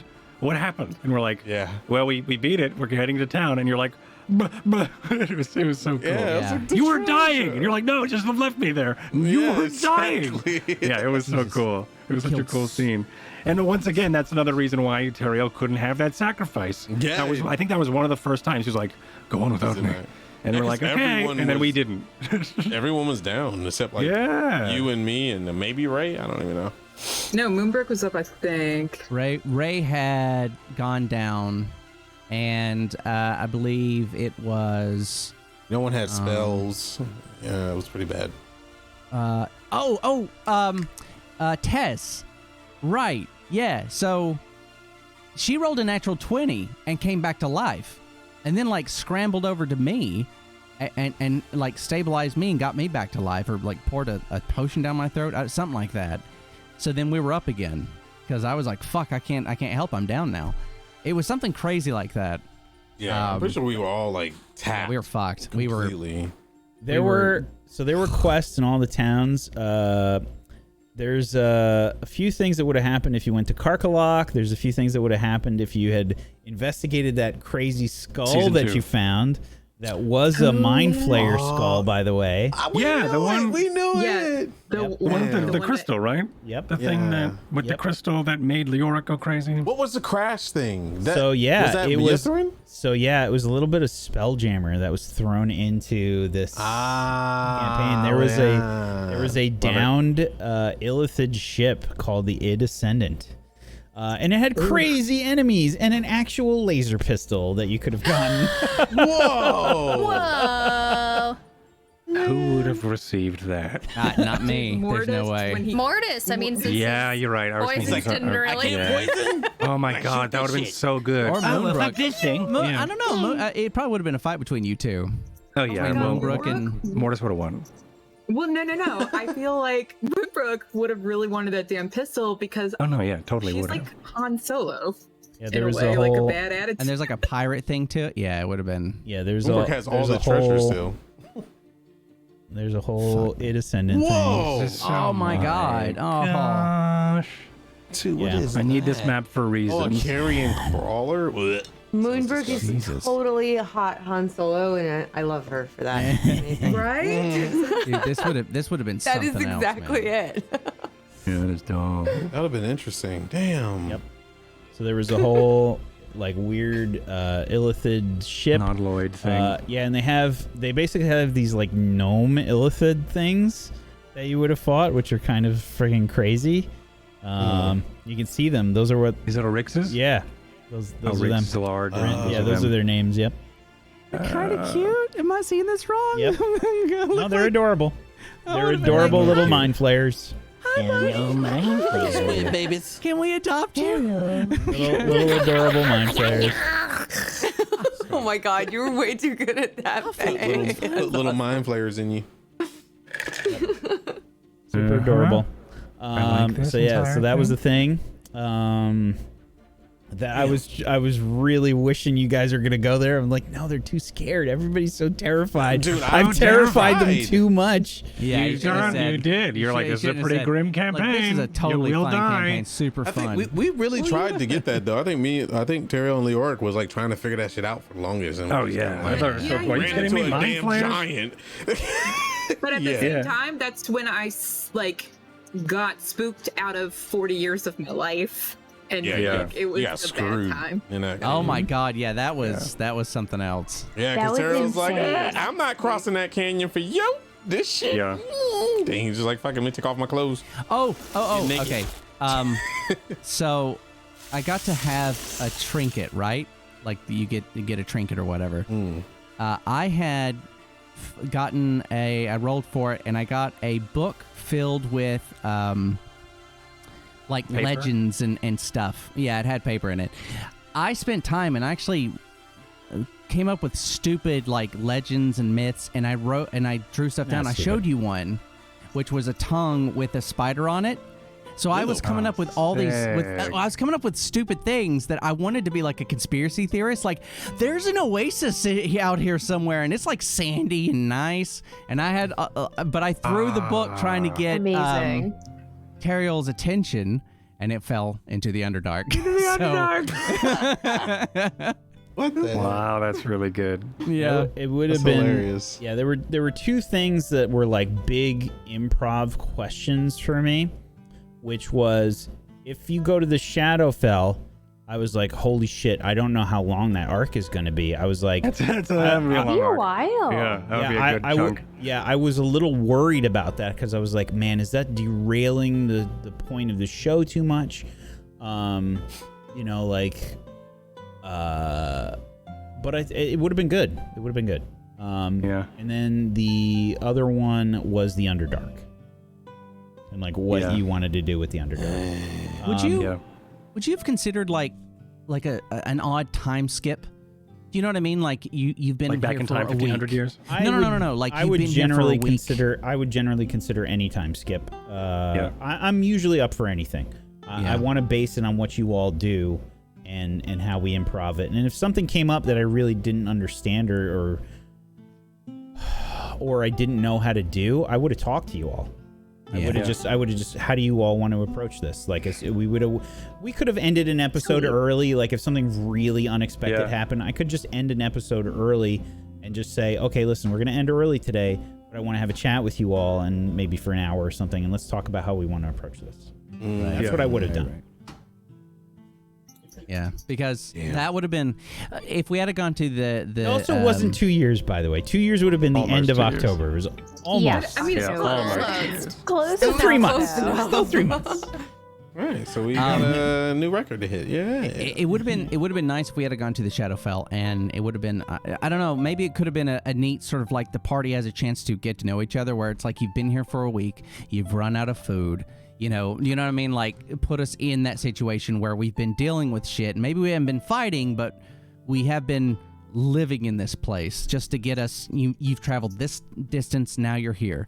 Just so that it wouldn't have derailed the campaign as much. Because you sort of did something like that when we left the ice fortress or whatnot on Ongajuk. We got back those 3 days like that because what was there really to show? Yeah, there was nothing to really role play out. I mean, I could have done some like underwater encounters, but like,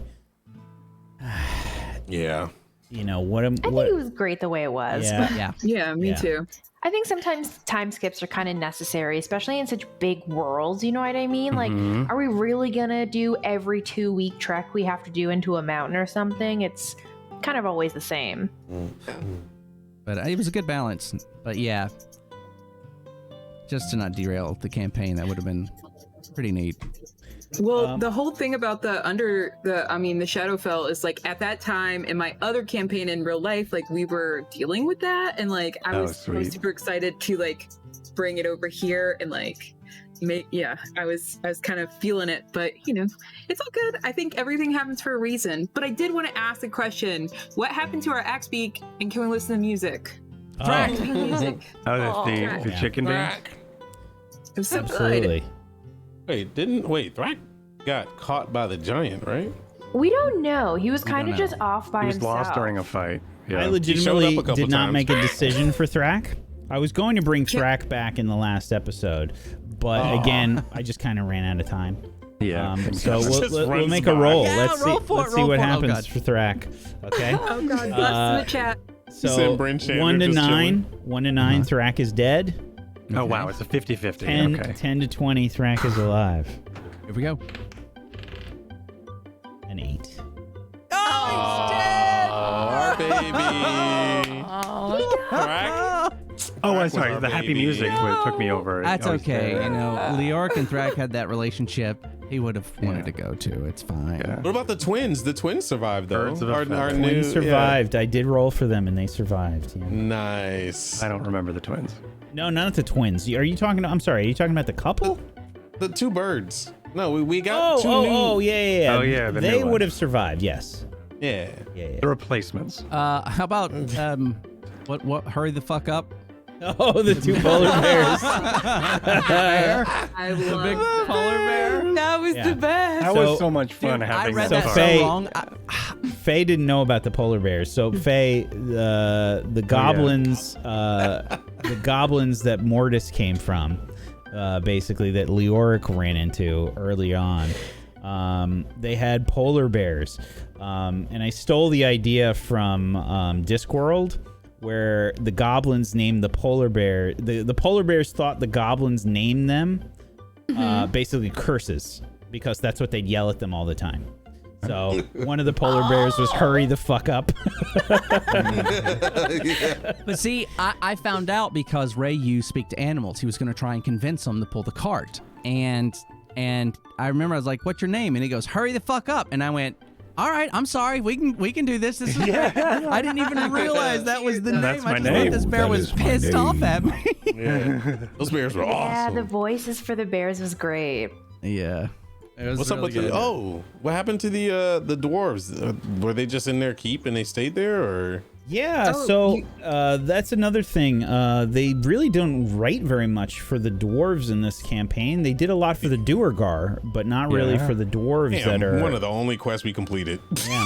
Yeah, that's true. So I pretty much Forgot did about all the them. dwarf stuff for you guys. That was all me. There's the iron. It was awesome. Yeah. It was really good. Iron. Yeah, so really good. they man. basically just kind of kept to themselves. If they're not really bothered, they're gonna live their own lives. They don't really give a shit about the other people there. Classic dwarves. Yeah. We're finding this hell. Oh, I'm sorry, the camera's moving. My bad. Oh man, Yeah. good. I feel like I had another question, but nope. No, I think everything was answered. Chat question. Okay, let's go for yeah. chat questions. And by the way, Let's if do it. anybody I has know to, there's tons of those. yeah, if anybody has to go AFK, just black out your cam and go AFK because we won't do any breaks. I'm still here. No breaks. Okay. There's a fuck ton of questions. I actually have Yes. questions from Piranha Plant. He collected a bunch of questions for me too in a doc, so I'm gonna do those first. Okay. Gary Gamer asked a question for Mythomatic. When Leoric came back, did you know what was really happening, or was it revealed this same episode we found out? Nope, I didn't know. When he came back, like after Goblin Fun Times, no, I didn't know. There's a lot of stuff I didn't know until actually today that it was Chewinga. So, No. Wait. Is that what you mean by Leoric? No. I think. Or do you mean I think, come back like doppelganger? Did Yeah, you I know think the you were a doppelganger. doppelganger the first time you showed up? We Or talked did you about have the it. second episode? We talked Was about it- it like a week or two beforehand. Before that episode?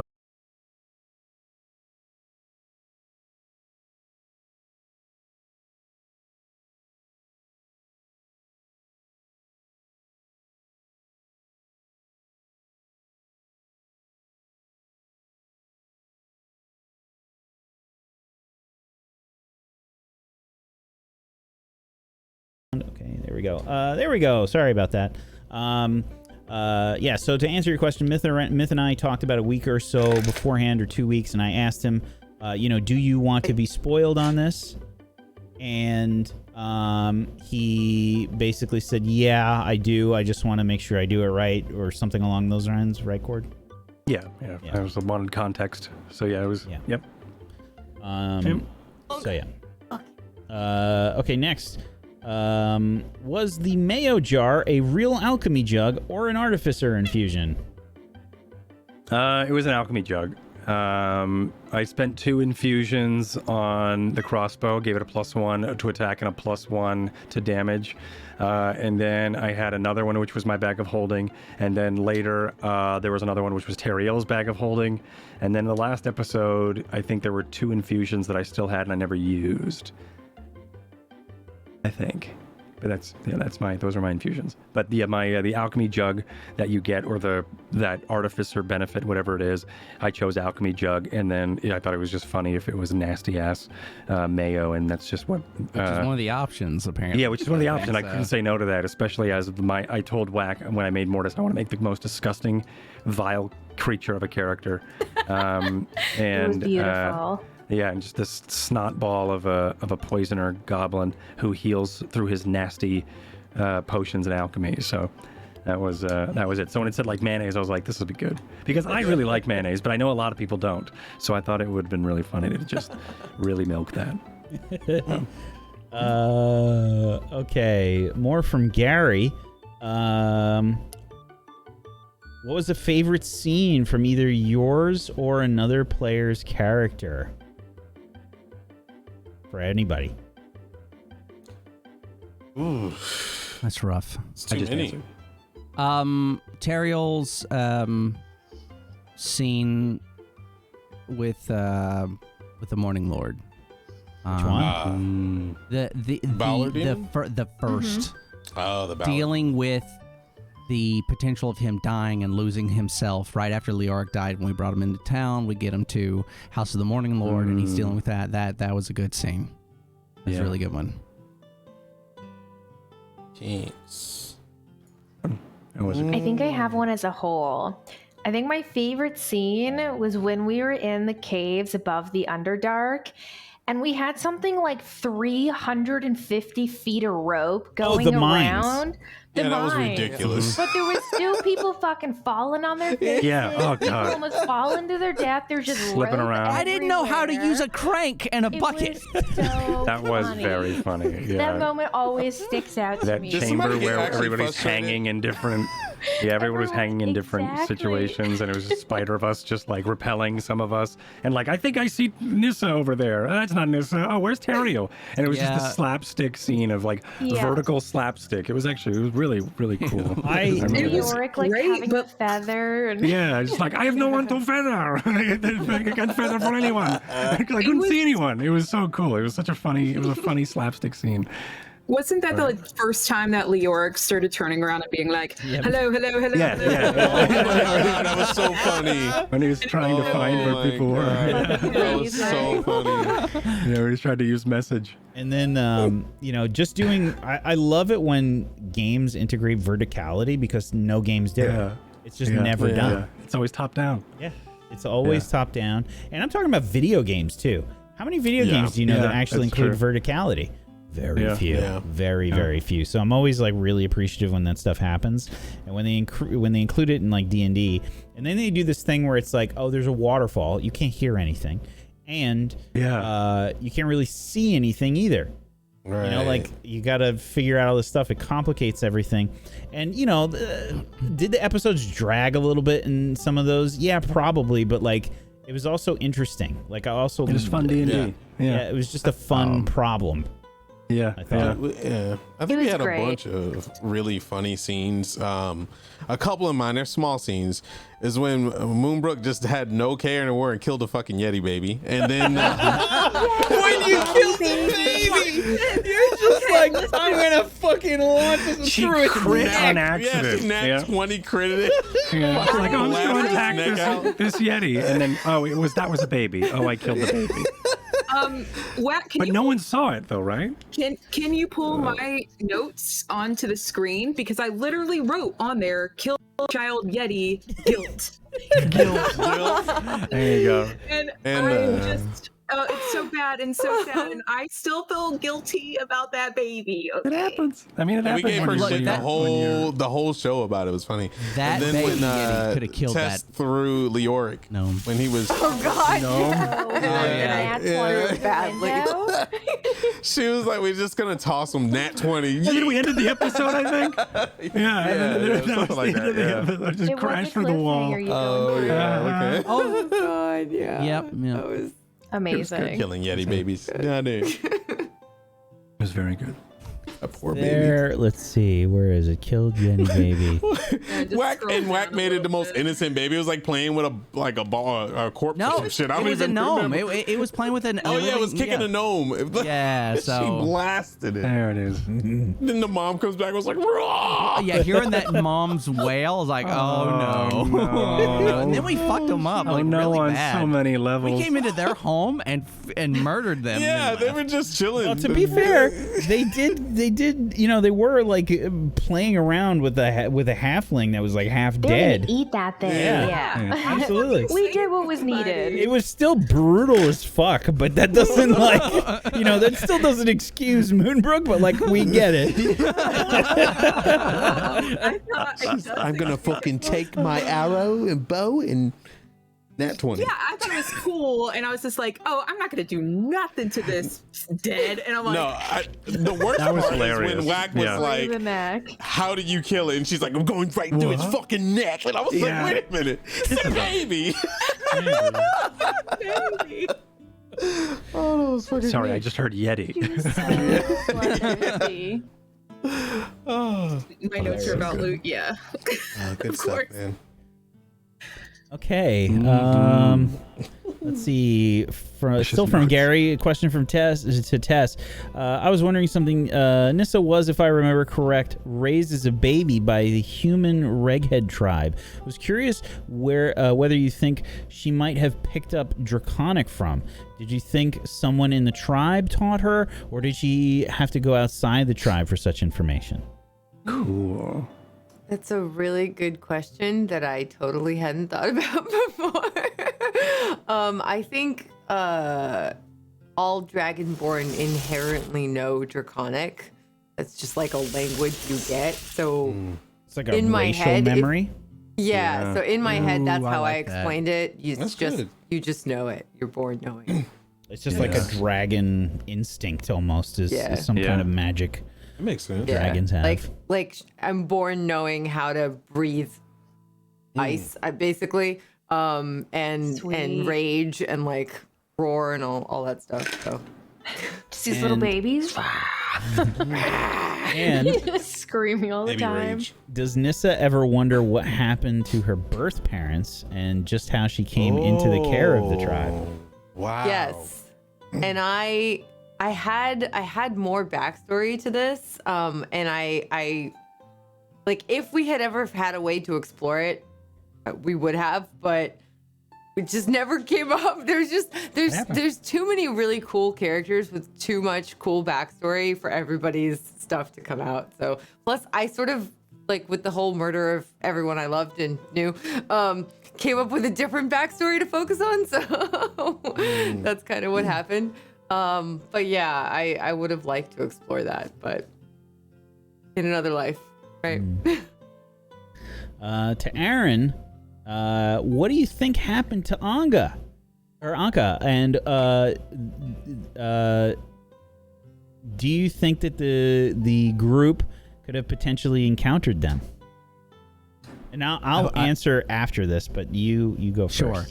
I know that Ray was still kind of looking for them. I think there was a point where they parted ways and Ray was still getting his bearings on life and what everything is. You know, is this even real? And I can do magic and what the fuck is going on?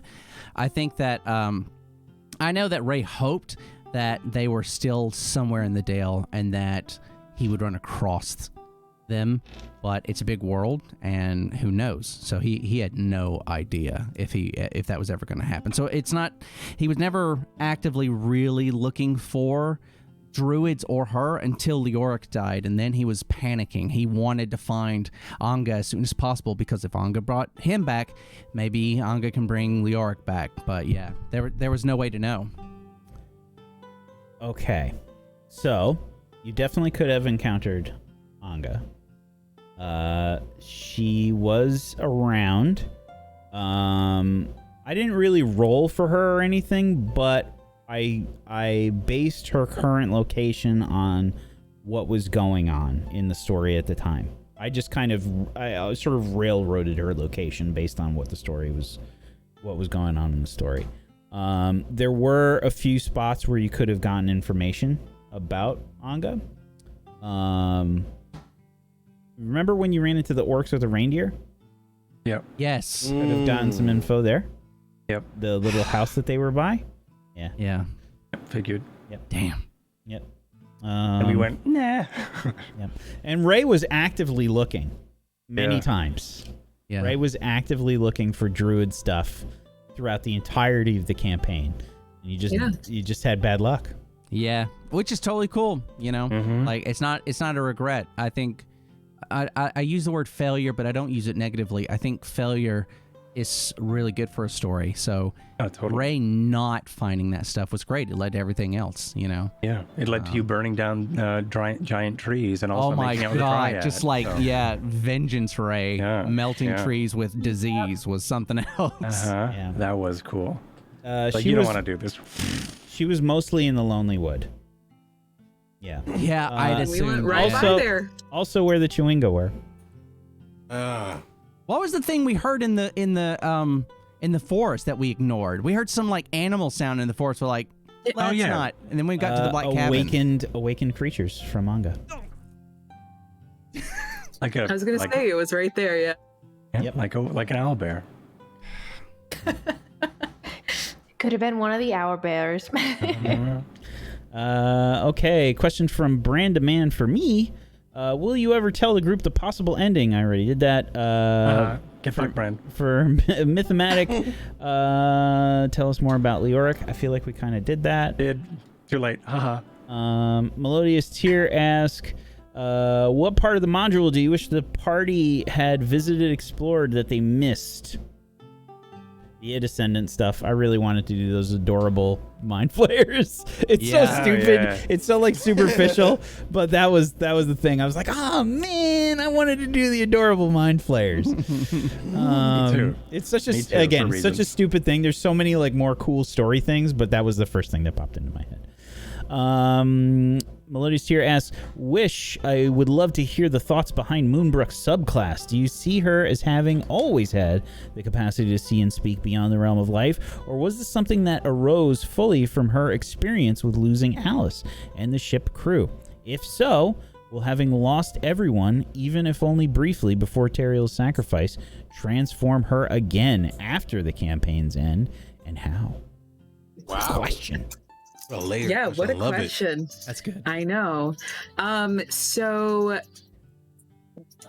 yes. Me and Whack actually discussed how the subclass would even come up because it is a learned kind of thing, except you can how they explained it in Tasha's Cauldron of Everything. Is that what it's called? Cauldron of Everything? Yeah. How they explained the subclass is like, if you've fallen asleep in a graveyard, and I was thinking like, well, she kind of lived in a graveyard of people dying around her, so maybe that's when she started hearing the whispers and how that affects her. Now I think that like it just started really showing up. Maybe it did show up after she killed the baby Yeti, so maybe that's what's triggered it. We don't know, but That was it.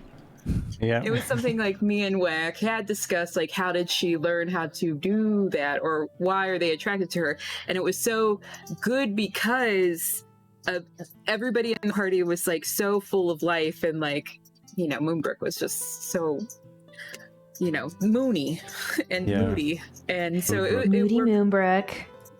Yeah, Moonbrook is a thing, and yeah, so I think that after everybody died, though, at the end, I feel like it would have only gotten more powerful if they didn't come back. But Yeah. yeah. Other than that, that was a really good question. So yeah, thank you. Wag, could you do the whale from the grave one more time? Oh, God. Where was that? It's interesting. The sound is actually the same sound that the Yeti made. Yeah. That was its tribe when it died. Or it would have if the Yep. vocal cords were not severed. Yeah, so that's just what's been haunting Moonbrook this whole time. The whole Yeah, right. Yeah. And That's the can whale I- from the mother. The Yeti from the grave. Yeah. Can I just also say, like, there's two little more things I'm gonna say. People were super pissed that I killed one of the kobolds in the cave. I'm sorry that I killed. How dare you? Moon doesn't mean to kill things. It just happens. She I'm just sorry. is so good at it. It's just part of her does it. charm. Yeah. And she's so secretive. People were really upset about Cheppy losing her hand. Can I just tell you that? Whack the whole time was like, she's fucking dying, dude. Like, what are you gonna do? And I'm sitting there like, holy shit. As she's stroking her hair, she's like, fuck, I have to do this. Nobody else in the group is capable of doing this. Only Moonbrook, I feel, would have been able to be like, nah, I could cut this off without killing her, because I've had to chop up bodies before. So yeah, I mean, I'm sure Leoric probably had a restorations spell in the other room. but No, we'll never know. Ray tried. Ray tried. It didn't work. Yeah, I was gonna say someone tried yeah. healing and it wouldn't fix it. It was yeah, worse. it would have been a greater restoration.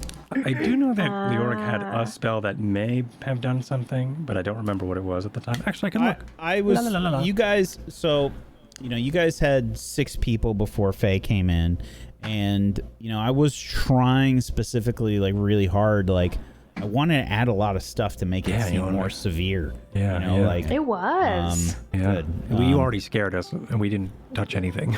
Everyone, shut up. Nobody heard that. Everybody, keep moving. Keep the carts eyes moving. forward. Yeah, eyes forward. No one heard the enticing sounds from the woods.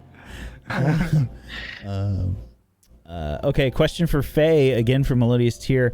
I know you've talked before about not realizing from the trailer that you were going to come and play Velen as an NPC. I'd love to hear about what it was like when Whack did finally talk to you about it. What kind of brief were you given, and how was it running with things from there?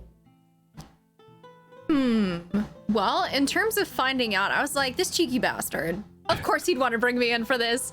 So it was a fun one, and I was like, oh man, this is also a voice that's gonna be difficult, because for the trailer I actually did like a lot deeper, like more monotone kind of voice for Velen. It was a lot creepier. which obviously that ended up evolving as I had to parent everyone. But in terms of a briefing, I mean, Wack kind of touched on it. He sent, a lot of resources and stuff like that. And he was like, obviously you have all this information, do with it what you will, but, make the character yours at the end of the day, because it would have been a lot more boring if we just kept Velen the same, static, evil character that she was supposed to be. And there were a few factors that kind of went into it that made me change my mind for her. And towards the end, also, the Lich thing was super enticing, mostly because I really wanted to do it, but also, the way Velen was looking at it was, we literally have to defeat a god right now. You know what I mean? Like, we need to pull no punches, and then, they can kill me if need be, right? Like, if I'm gonna cause the party that much, grief and whatnot, they could kill me too, because they used me now to defeat Oriel. But obviously didn't end up having to resort to that, which was pretty cool. So there were a lot of different things that I was possibly gonna do with her. But it ended up working out the way it did. And I like what we did with her. It was fun. I loved Velen. She was amazing. A great addition, and what we needed too. Yeah. Definitely. You kicked us in the butt when we're not moving. Yes, I was very happy to add Faye and Velen to the group, because I think she definitely did kick you guys in the butt, like 100%. You were sorely needing that. Okay, Johnny Katz asked a question. He's got a few questions here. Let's see. We did favorite scene. Who was your favorite NPC? Garrett. Zerk. Boy. Zerk. No, NPC. there's another Boy. Oh. That was. I remember going, this is my favorite character. Oh, I don't well, The Aaron. He 100%. was I amazing. think it was Scriven's Cry. I think it was either Scriven's Cry or Kingsport. Can we get some kobold voices? Why you like Zerk? You want more Zerk? Zerk was the best. Fucking Zerk, man. I really like Davros. NPC. Biggest. Yeah, I would say Zerk. Smallest one, Zerk was up biggest there. Zerk was the best, yeah. He was so confident. There's a confidence that was really there. It was I'll like, tell you which one I hated. He's Not too stupid. earned. He doesn't know anything else. He's too Yeah, stupid. I fucking hated the ice dude. What was his name? Ice dude. The guy with the wings. The first ice method that we ran into. Oh yeah. The one that I'm murdering. I am so Sopo. sorry for arguing to keep this thing alive. I am so sorry. Pissed at you. Oh my God. So sorry. So confident. Fucking kill it. I was so confident that they were gonna murder the shit out of him. Oh, Sopo. But I was made like, him extra annoying. I made him all extra I can say is annoying. Ray would go, give it a chance. Listen, I used to be a criminal. People change. You don't know. Followed him for like a whole day out of nowhere. Didn't at one an point entire Valen episode. have it by like its throat or something, and she was gonna choke it out, and then I think Ray talked her out of it. Man, I wanted to fucking kill that thing so bad. I wish you had a man. So bad. So badly. Hello, Sopo. Yeah. Good lord. Ongajuk or the Walrus. One of those two. I remember really the liking Walrus them. was I really think it was Oh, the the Walrus was great. Walrus was great. And we saved the walrus. We Slip brought and him. slide in. Yeah, he got to slide into the ocean. He was amazing. Are there any Sliding decisions that your characters regret? Suppo. No, but No, but Regret really. listening to Ray. but really. Studying poison. Makes sense. If I'm honest, so I know you gave me like a lot of shit about like Whack, why did you tell me not to do poison? I didn't really think about it, if I'm honest. It never it's occurred to super me. It was just Yeah, one of until those you're like, random whoops. bits Yeah, that I was just like didn't even register in my head. You're like, oh, what a cool character. And then Same later reason we're why like, you picked oh. it. They're like, Yeah, you're yeah. like, oh, poison, that's cool. Yeah, I'm like, yeah, oh, cool character. poison, that's cool. Oh, everything's fucking resistant to it. I remember, Immune. I remember you got really excited about Artificer when we were talking about making Mortis, hence also Smith being an Artificer. So and then like, so that was cool. But yeah, it's not poison. You could have done cool stuff. But he did do cool stuff. It was just really what I really liked about Mortis, and I think I mentioned this last time, last episode, was just the fact is there were times I had to think outside of the box. I couldn't just do the damage I was expecting to do. I had to change my spells, or I would be like, I'll just rely my healing on everybody else, which is really hard to do, by the way, telling this party to heal themselves when they need to. Heal yourself, you have a potion. And then also not being able to do the damage that I wanted to do. So I had to like think of other ways to be able to be helpful in the party. And I've already tried doing that with the wand, and that didn't work. So you don't regret it. So you don't regret the poison now at this point. No, I don't actually regret it. But I don't actually remember what the question was. What characters? Character What regret. decision do your character regret? Yeah, you have to think. Terrio regrets jumping out of the fucking car. Because that just led to everything else. Oh, yeah. Like literally, because again, he had that I gotta save everyone mentality and gotta make up for my sins. You know, that was his whole thing the whole damn time. Yeah. And jumped out and got Leoric pretty much. Yeah. And Leoric, I think, would probably be attuning to that crystal. Yeah. Because that was what made him think, like, Whack was like, Leoric now thinks that he is the strongest, smartest, fastest, and toughest person in the entire party. And I was like, okay. So when like, the fact is, like, when Teriel jumped overboard to then, like, do what he did to be heroic, Leoric did that to help Teriel, but his judgment was blurred because he knew he could do it. He's like, oh, he needs to have me there so I could like be his pocket healer. He knew. So I'll just, yeah, like he knew he can do it. But it was very silly for him to do that. Yeah, for both shouldn't have done that. Yeah, he was super confident, even up to being run down by a mammoth. Like, he was super like, I will be fine. But Mortis, I'm still trying to figure out what would be his. Anybody else? Regret. Yeah, so there was it's not killing the Yeti, not chopping off Cheppy's hand. It was opening the fucking door at Zardarok's chamber. Oh yeah. Oh, Teriel gave me so much Oh shit yeah, for that was sick. Oh, That she was battle like- was so terrifying. She's like, don't split the party. And then like, I'm going to split the party and open this fucking door. Just all hell lets loose. Teriel, because you know it's just a Moonbrook versus Teriel thing. Yeah. The sun and the moon. And I think it was so good role play. I think it was good role play. It was awesome. Unlocking 2 encounters at the same time. It was That was hard. I'm surprised we did not die. I blew Yeah. every spell. We during fought that. what, Duragar, and then also the Umberhold. Hey, guess what? The What? only reason you didn't die was because you persuaded them. That was it. They would have fucking killed you at the end. That's there. right, They that's let you right. go. That is true. Oh That is very yeah, we did. true. Oh, and the Yeah. Charlatan How we throne pulled was there that on off. top of that. That was it was And- 3 things. And the fungus Among Us tree. Yeah, that was terrifying. I was pretty sure that thing was going to start resurrecting everyody. I was so scared of that. Yeah, I was really worried. Mortis's regret would be actually spiking the bag into the spindle. Considering everything that happened, he like that last scene at the House of the Morning Wood, the House of the Morning Lord. He was, he did not want to lose Teriel in that. He wouldn't have wanted to lose everybody in that. If anybody would go, it would probably be Mortis.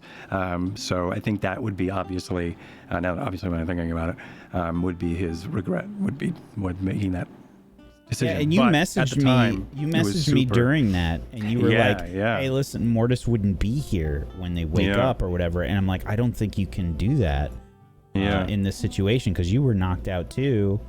And like we have to, like death saves. You're basically, you're coming out of a, mini coma. Yeah. Mm-hmm. You were knocked unconscious. So I'm curious what you would have done there. That would be my question for you. Like, if we came back and Mortis had an opportunity to rush off, would he have? To just get away from the situation? Would Morty have just broken up with the group, basically? Oh, because you did that. What was the point of that? What were you going to do? No. When I meant not. If he was not there, he'd be dead. Like he was like gone dead. Like not there. Yeah. Not like he I didn't get that. I thought this was a thing where Mortis was just going to run away from the grief of this. No, that's what I was getting. No. And you got to chat also, just so you know, like I have a million panels open on 3 different monitors. So much. Even messaging you, I feel bad sometimes. I'm like, I know he's so busy right now. No, I want that. But that's part of the job. It's like that's part of the GM job. Is like I got to try and keep an eye on I like doing it. I enjoy that. I like flexing the brain to do all these things at once. The GM brain flex is fun. Yeah. And what's great is Whack literally, if you're like, I'm thinking of doing this, he'd be like, go for it. That was his mentality. Go for it. Let's see what happens. I love that. Yeah. It's a Cheppy and Velen. You next.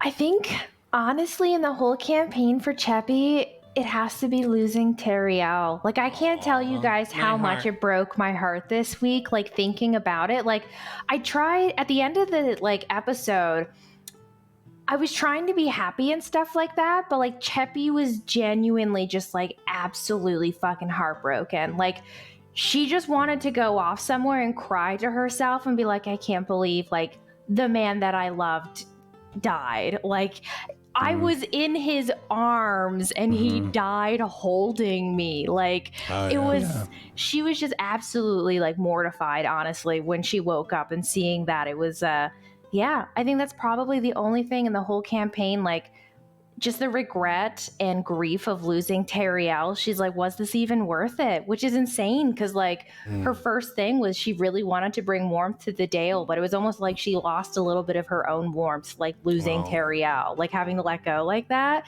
because she knew it's what he wanted, right? Like, Cheppy couldn't be mad, and she was, like, trying so hard to hold it in at the end of the session, because she was just like, this is what Teriel wanted, right? This is what his heart was following. And so, yeah, she was trying to, like, hold it together, but she definitely regretted it.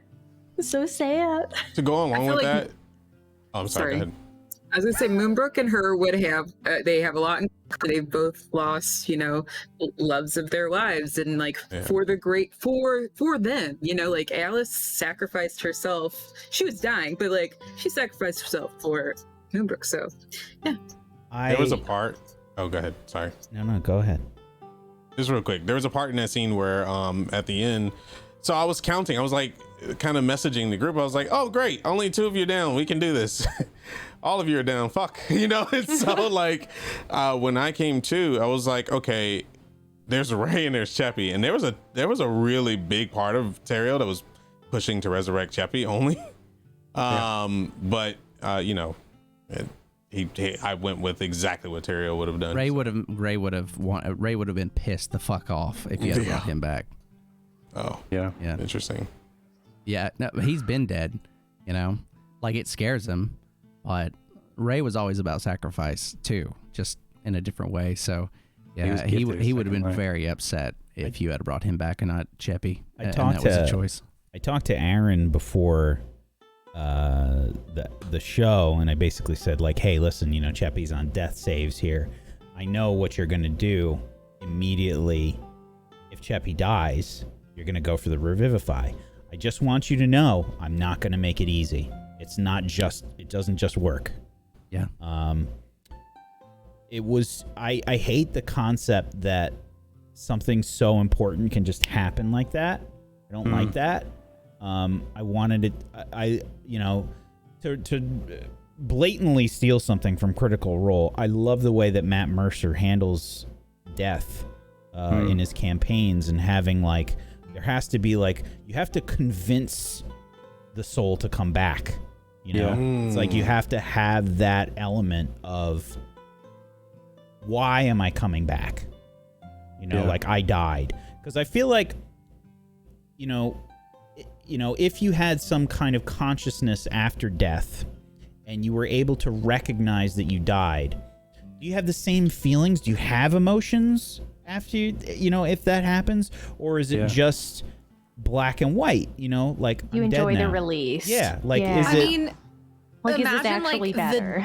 the deepest sleep ever, where you're just like, this is amazing, and you don't want to wake up. Yeah. Like that's how I would imagine that kind of thing. Like you would have to shake that person, be like, "Hey, Yeah. Hey, this no, is we why need you need you. to get out of bed." We're not Yeah. ready to say goodbye. We need you. Like I Yeah. want that. So that was Yeah. going to happen if Cheppy died and you tried to revivify her. But I also needed to have this moment like, what's Morty doing? These are both happening kind of at the same time. The bag is starting to shake. If you did do the revivify, Aurel was popping out of the bag. Yeah. Interesting.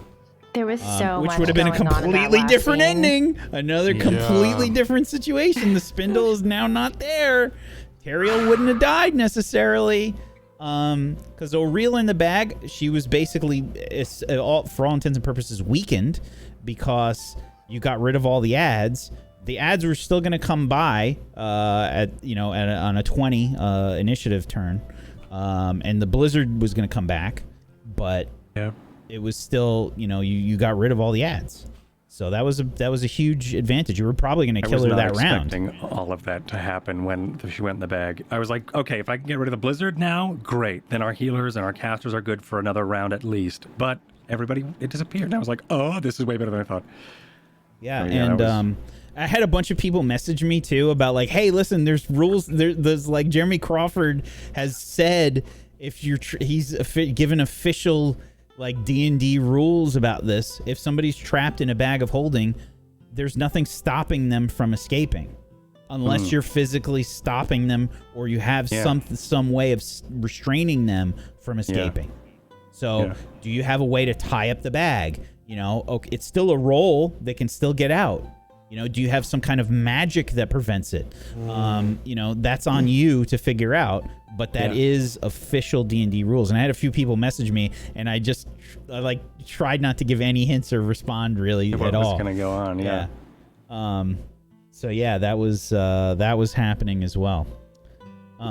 There's another question that Johnny asked, but I want that to be the final question, so I'm gonna hold off on that. Okay. Oh, wow. I have a teensy question, which I wanted to ask and forgot to. Since Teriel made a deal with the Morning Lord that to bring all of his friends back, does that also mean Leoric? Oh, shit. Wow. I had Didn't even think of that. So that is good. so no would be my instant He beat an response. ice block. I agree to that, Whack, because I didn't Because we're even not friends. he didn't. He spoke with everyone that he wanted to be resurrected, and Leoric never came up. So my mentality about what was going on with Leoric, after death, basically, is Leoric his consciousness is in the Shadowfell, and that would have been a conversation between me and Myth about how you want to play Leoric. But my mentality would be something along the lines of like some kind of forgetfulness would have been going on, or like trying to figure out like there has to be something that happens to you when you go through this trauma of death, right? Yeah. So what is that? And so That many would be a times it's happened. conversation between me and Myth. Like, how do you want to play this? I would have just asked him that. Great question. Cool. All right, that's just my little question, because I was like, I thought of that last week. I was like, oh, what does this mean? Hold on, is he back? But that whole theory about death and how it's like a release or it's the ending, and when or whatever it may be, and whenever or an achievement of when you're of your soul leaving your body or whatever it may be, and you're in that just supreme bliss, and you have to be convinced to come back. That's a little bit different. So yeah, it does make sense now with all that context. All right, that was my tiny question. A bunch of questions from Consul. A lot of questions. There's like 10 questions. I'm going to look through these real quick. 3-word answers. Come on, we can do this. Everyone kind of answers one. No, maybe. No, there's too many. Most emotional moment for everybody. That's Oh, easy for Teriel me. sacrificing himself, hands down. Yeah. I Yeah. didn't cry at any of the other episodes. That made me fucking die. Yeah, I mean, I was I was actually literally crying. off cam, like Same. pouring tears. It was Oh. awful. That was pretty bad. Yeah. Yeah, it was I hard. think that one, and also Nissa remembering that she killed everyone, and also And aid them. Let's not forget that detail. well, Moonbrook remembering about Alice. Also, that like Yeah. Well, you know, that was that was Nat- hard. Oh That- god, when we found out Nas was dead too. Oh yeah, that was. Oh hard. yeah, that's PB took that like Nas. PB took that in such a like I was like, oh my god, what is she gonna do with this character? I was so excited for PB to play Nas because I told her, I was like, listen, here's your situation, play it however you want. Shit. Because I don't like to railroad people. I don't like it. So I said, listen, here's your stuff. What do you want to do with it? And you can do whatever you want. If you don't want to do that, that's fine. You know, just figure it out. And that's the way that she went with it. And I thought it Bro, was really the cool. queen of sad scenes. You gave her the reins and she murdered me. I was like, fuck this. I don't want to play no more. Just her voice alone, how she breaks up her dialogues. Ugh. So Phoebe good. likes to destroy people. Yeah. It's her favorite thing. so. It's her favorite. My sad part was Leoric, and then like doing the funeral. Like, this is what we do in the Dale. We leave them here, and then like, and a That lot was of people. sad. It's so sad, and people were so pissed. Like, I know they were, but like that's what they do with the Dale. And waking up and everybody's dead around her. Like, I was bawling, and then my that power was- went Again. out because of the storm. But, like, Really? Your power? I had no idea. I was screaming for you. yeah, I didn't get to hear any of the Morning Lord stuff at all. Oh, So when okay. I- You probably went out Oh, after. What a perfect time for it to go out, I guess. And it was actually really good because I came back and literally you were done. Yeah. And I didn't get to hear any of it. And so like It was What- meant to be a private conversation with Teriel. Yeah. Right. Because They didn't the hear Morning it, and Lord just felt like it. the Morning Lord kind of guessed what you were going to do, and it was meant to be Teriel's choice alone. yeah, and I knew that was a private conversation because I heard it at the beginning. Power went out, and I didn't get to hear anything else. And it was the Morning Lord that took out my Perfect. powers. So There you go. It was a hard Sorry. scene, man.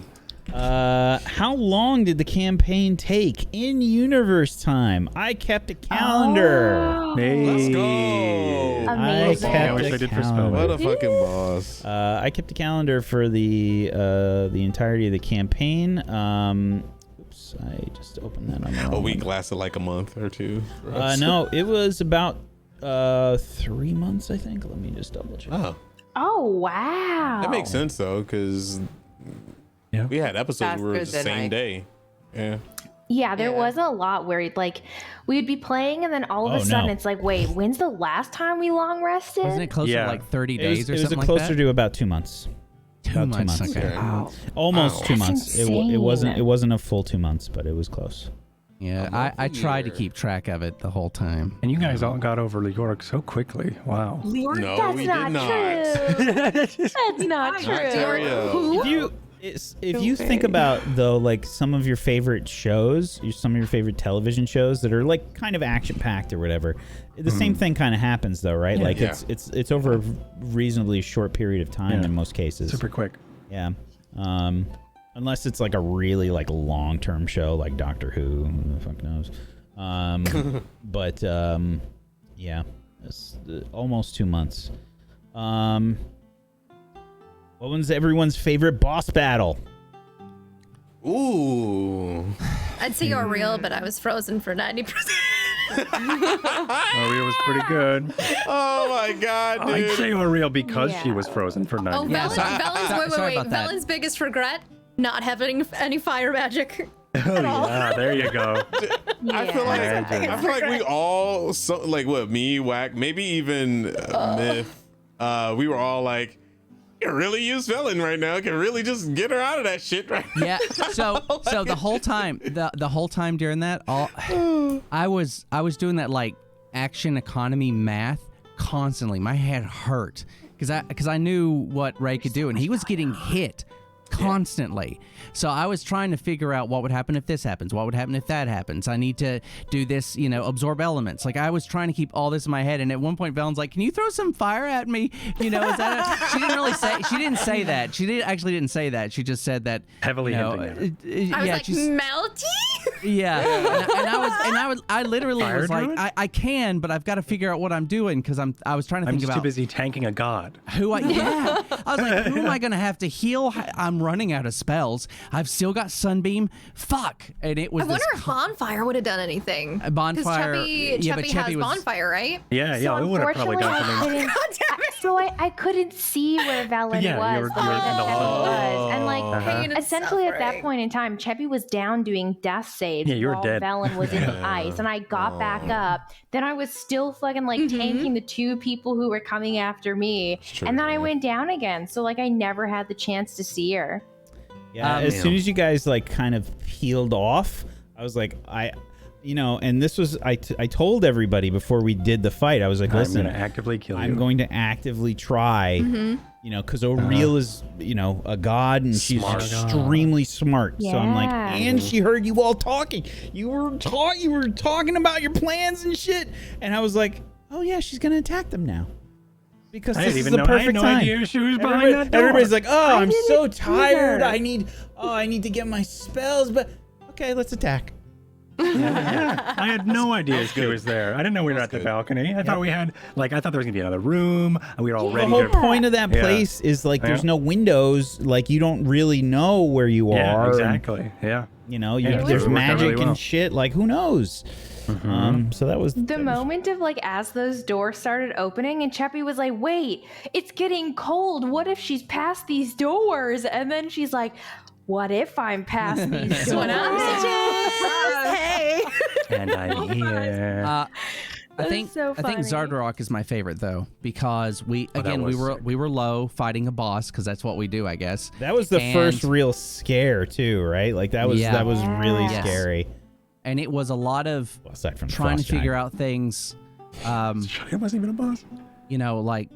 Trying to figure out what was the best choice to do for a lot of different things, how to go into this fight, and then it just got worse and worse and worse.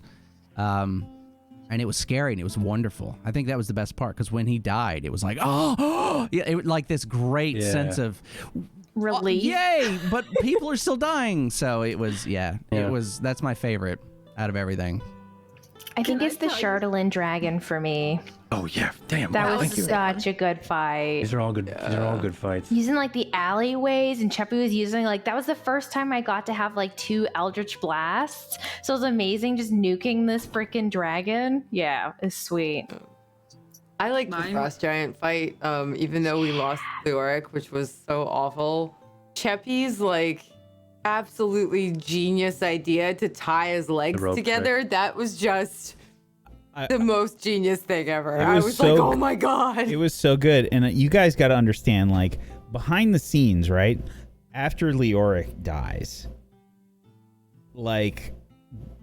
the group, the following week, everybody was strategy mode. They put on their strategy helmets, and everybody was super early that day. Everybody's like, okay, We're gonna, ready for blood. Is everybody ready to We're handle ready. business? We gotta. Is everybody fucking ready? And they come up with this fucking epic plan. I'm like, yeah, that's sick. Do it. That's so cool. love it. Because it's their fight or flight took over, and that was that and Zardarok was those were really scary because those were you had some people go unconscious before, but that was really TPK scary for you guys, I think. Yeah. I remember walking around a corner and then being lasered by Zardarok, and I was like, "Wow, okay, this sucks." Yeah, it was, and I think I remember even going, this sucks," and I ran around and You hid. Yeah, I so hid far for back. so Yeah. far back. Yep. I I smashed remember Cheppy getting the to look mayonnaise through jar the and then little ran. arrow slits and Yep. seeing the 30 people in that room, and Cheppy was like, that's bad. We don't go through those doors. That's death back there. Yeah. It was insane. Fairlight. So Nuts. Fairlight was watching, the episodes then, and I was like, dude, you don't know what's coming up for them. I was like, they're about to go into this fortress, and I sent him a picture of the map, and he's like, what the fuck? He's like, what are you? He's like, how are they supposed to beat this? I was like, I don't know, dude. I don't know yet. We'll see.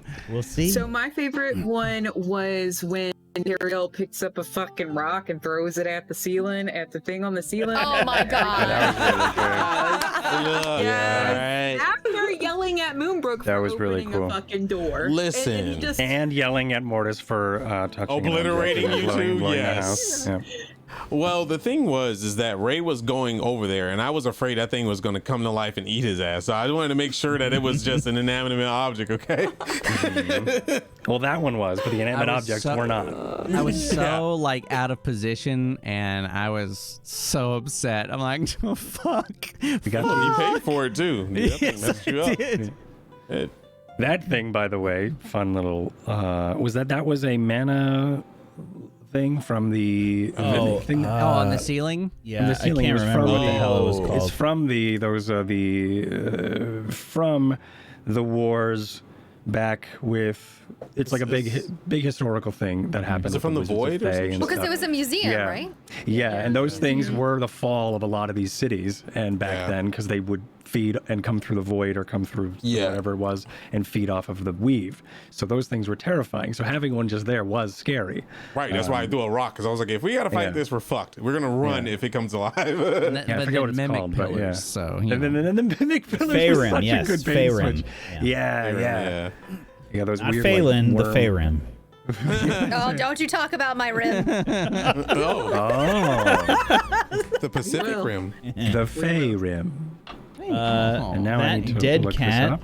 asks, Reese. that last scene seemed pretty open-ended. Is it possible we could see another adventure after this? Ooh, good question. This has been Terriel's. love This has to been hear Tech's it. question. Yeah. For the Wiggly, past wiggly, 2 wiggly. years. Damn. Listen, anything is possible. Is it Yes! likely? No. Okay, you know what? That's why you have half court in your jib. You know, That's it. the It's just thing gonna be a new is, campaign with reincarnations. as Yeah. silly as this is I don't want to play Ray anymore. I love him. That's love super playing fair. him. So you'll DM. No. And this is nothing against him. I feel like that is his story. That's the he story. made friends. He made family. Yeah. Anything else, I don't Super know what fair. that would do to the character, and it I could be like- bad. And I'm done with him. I I'm like happy where he having went. endings to things too. Yeah. And I also like leaving things open-ended. I like people's. I Yeah, like interpretations. people's interpretations to wander, and it's fun having the idea that people are thinking of their own endings and stories When's based the on what fan we fiction create. going to happen if we keep confirming what happens in canon? Yeah. You know? I need some We need a Ray fanon, not a Duvessa canon. and what was the name of the The gnomes that you Triad? slept with? The Dryad. Triad. Yeah, this I need Ray's Ray list. Had so and much Dryad. play. You had two Triad. gnomes, a dryad, Oh, the and gnomes! Duvessa. You just play one of Ray's kids. The fucking gnomes. Both Yeah. gnomes are pregnant. Ariel was the one who thought he had so much game, but it was actually Yeah, it was Ray. actually just Ray. pulling Yeah, all but- that. He's just But Ray wasn't. Ray had no game. Yeah. Ray didn't have game. He was just Well, that's what all the Yeah. ladies Just loved. a little. He was It like, was Yeah, because he he didn't was, have huh? doesn't know game. what's going It on. was the man from the Lonely Wood without the Lonely Wood. So Him and The Moonbrook wood. were going like battling, like who's going to get this babe, who's going to get this babe, and then Moonbrook got distracted. He would have lost. Okay, she got distracted. I would have lost. I'm glad that you got distracted. No. I really like how everything ended because I feel like Moonbrook and Nissa had a happy ending in a very unhappy place, potentially. Yeah. Ended well. yeah. I have a question based on that. Ooh. And I'm curious. So, Faye had some other stuff that she wanted to do that I didn't see until after we were done because I was just so crazed and we were wrapping things up. But Faye wanted to do more at the end. Do you want to do the scene? Do you want to do the scene? But after, I'm not going to say what it is just yet. But after I read it, I was thinking about it for a while. I thought about it this last week, and I was kind of like, I don't know if I want to have that ending because I wanted to leave it open-ended. And do you want to talk about that, Faye? Well, okay, yeah, I mean, so there were a multitude of things that could have happened with that ending, right? Where Velen was super interested already in Yithrin and could have gone back and tried to like figure more stuff out. But based off of how that interaction went with the Overwizard and her adventures with this party, she wanted to see what the Overwizard's reaction was, and the reaction was immediately, great, we're gonna use this to manipulate shit and probably destroy more things and maybe cause, you know, a future calamity or some shit. Power. Power is the answer for the Arcane Brotherhood. It's all about power. And for Velen, at least the way that I had played her and she had developed over the course of it, that disgusted her. You know, she realized that flaw within herself, which is why she stopped, you know, pushing to, you know, do all these crazy things while in Yithrin and everything like that. So my thought was going to be essentially that she would go back to Yithrin and absolutely destroy it. We had like the Meteor Scroll, and that was going to be the plan. She was going to go solo back to it and destroy Yithrin. Yep. So I purposely Dope. like I didn't see that until after, which is why I didn't, and I'm kind of glad I didn't, because again I was thinking about it and I just liked that it ended kind of open-ended there. Yeah. And that of course. I like ending things that way with shows in general. I like leaving things open-ended, and just having a lot of different options. What I will say is that there were a few other things that you might have found if you had kept going that were potentially as insane as the scroll that you found. So in the Bring us to the map. no, I'm trying to find where it is first. Where was this? Oh, okay.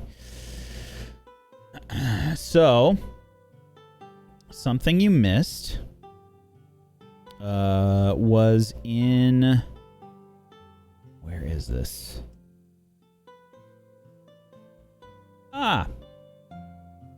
So, do you remember the library? Right by the Ariel fight? Yeah. One of the things that you could have found was a scroll of Tarask summoning. What is that? The What? Tarask. The Tarask. Level 30 creature. There's my something God. CR 30 creature. What? If you've never heard of a Tarask, it is a fucking mega It's huge. Ugh. Yeah, There's one of them, and it The is most the powerful. worst. Yeah, one of the most powerful creatures in D&D history. Yep. And we could have summoned them? You could have summoned that. That was, Wow. Yeah, that was on the floor of that library, and you just missed it. Oh my god. Yep. about And that? That- It'd be a completely different campaign. and That definitely could have helped. well, it was right at the end. It was right at the end, so you didn't know what would have happened there with that. Right. There's a few ways you could have used that, but again, it happens right at the end for a reason.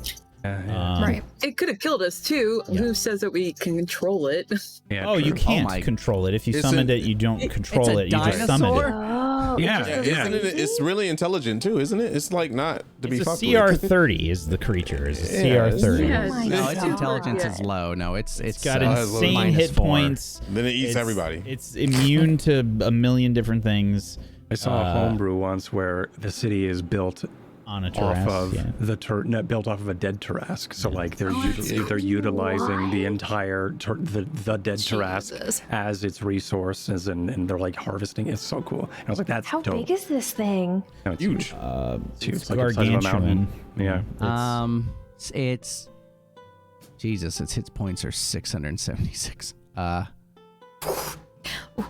don't know 800? how big it is. The scroll that you found is basically a scroll of a comet.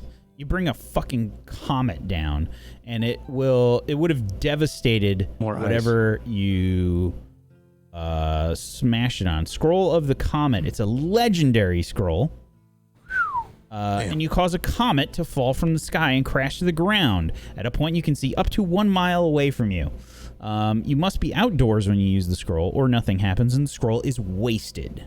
So if you use that inside Yithrin, poof, it was going to disappear. Wow. It's just a comet flies over, and people go, wow, that's cool. And that was It it. fucks up Bryn Shander. Yep.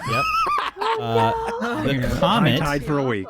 the comet creates a 50-foot deep, 500-foot radius crater would've on died. impact. Oh my god, we would all been dead. Yeah. So if you Yeah. decided to cast it like, oh, let's cast it just over there, Yeah. death.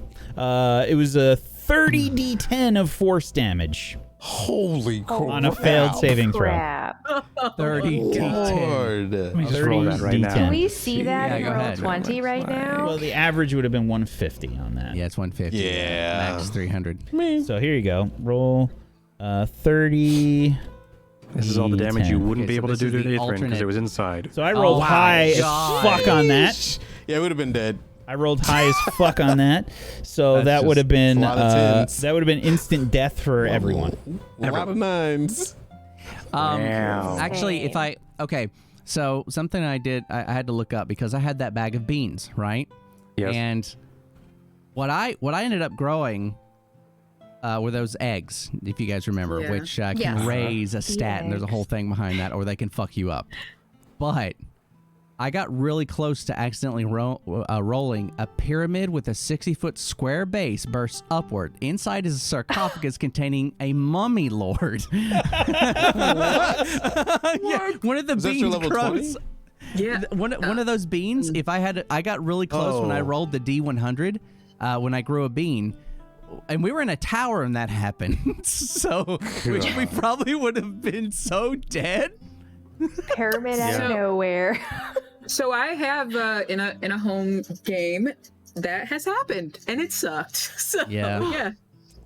Yeah, there's all sorts of stupid things that can happen with the beans, but of all the things, because I had the scroll of plane shift, and I knew it probably wasn't going to work, but I actually thought about pulling us into another plane to save us, because Ooh. yeah.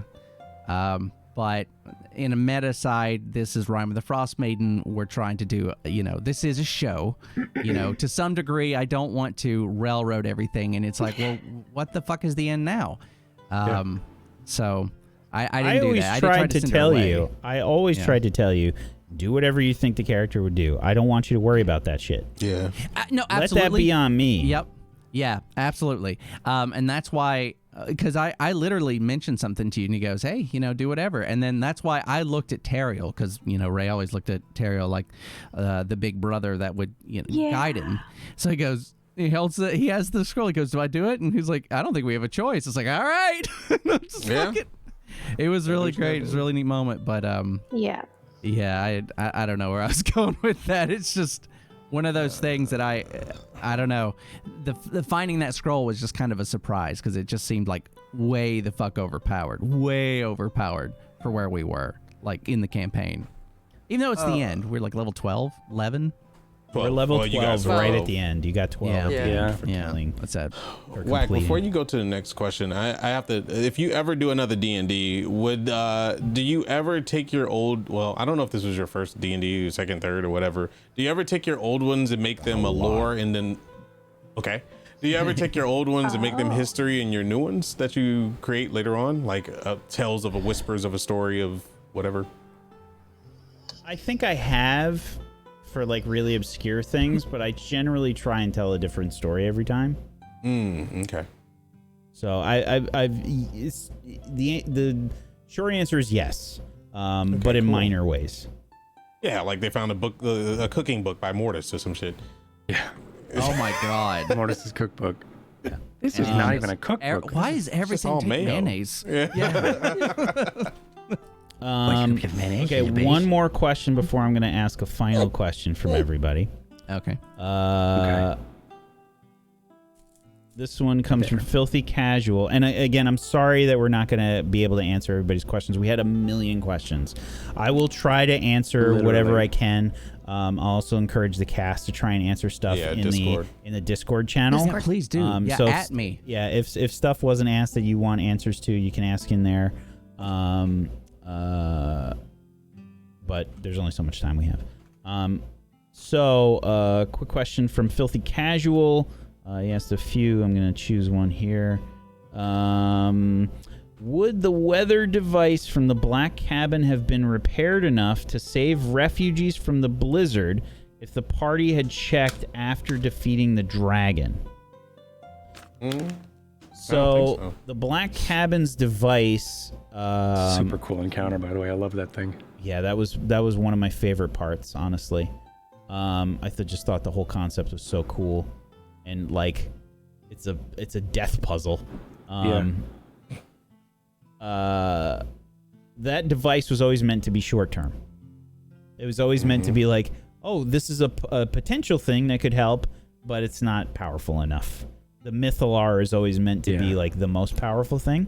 I will say that there were other ways that you could have restored warmth to Icewind Dale. Interesting. One of them would have been to defeat Oriel's rock. What? If you had defeated the giant bird. Wow, what? Yeah, if you actually managed to defeat the rock, that is what she flies up to cast control weather with. I'm sorry, that shit was way more terrifying than she was. That was an awesome fight, though. When we fought that fight, or that rock, and it chased us away, that was super cool. Yeah, that was cool. Terrifying. Twirled like an awesome. albatross into the water after Ongajuk like a fish. It was so cool. I was so terrified during that fight for the rock. You guys, I'm pretty sure, would have fucking wrecked that thing. It was going to drop people, and it did, into the water, but Teriel had Misty Step. That was the thing. So you would have had to make like con saves to survive in the water. Because you were going to freeze. You were going to freeze. I was fucked. Yeah. And you were going to have to make athletics checks to swim. And anybody that had heavy armor, disadvantage on those athletics checks trying to swim. Athletics checks to swim, and you would have to make con saves to survive the cold. Yikes. Yeah.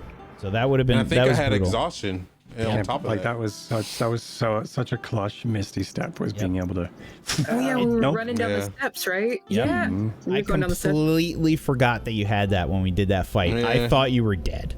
That's why I was playing. thought That's you why were I dead. left myself there. It's just so to it distract made the perfect bird. sense as soon as you did it. I was like, oh yeah, he's got Misty Step. Yeah, because the classic whack, I'm sorry. And I'm like, me too. Yeah. Misty Step. And I am truly sorry. Got him. That was very well done. Okay. Last question. And this is for everybody. And I thought this was a good last question.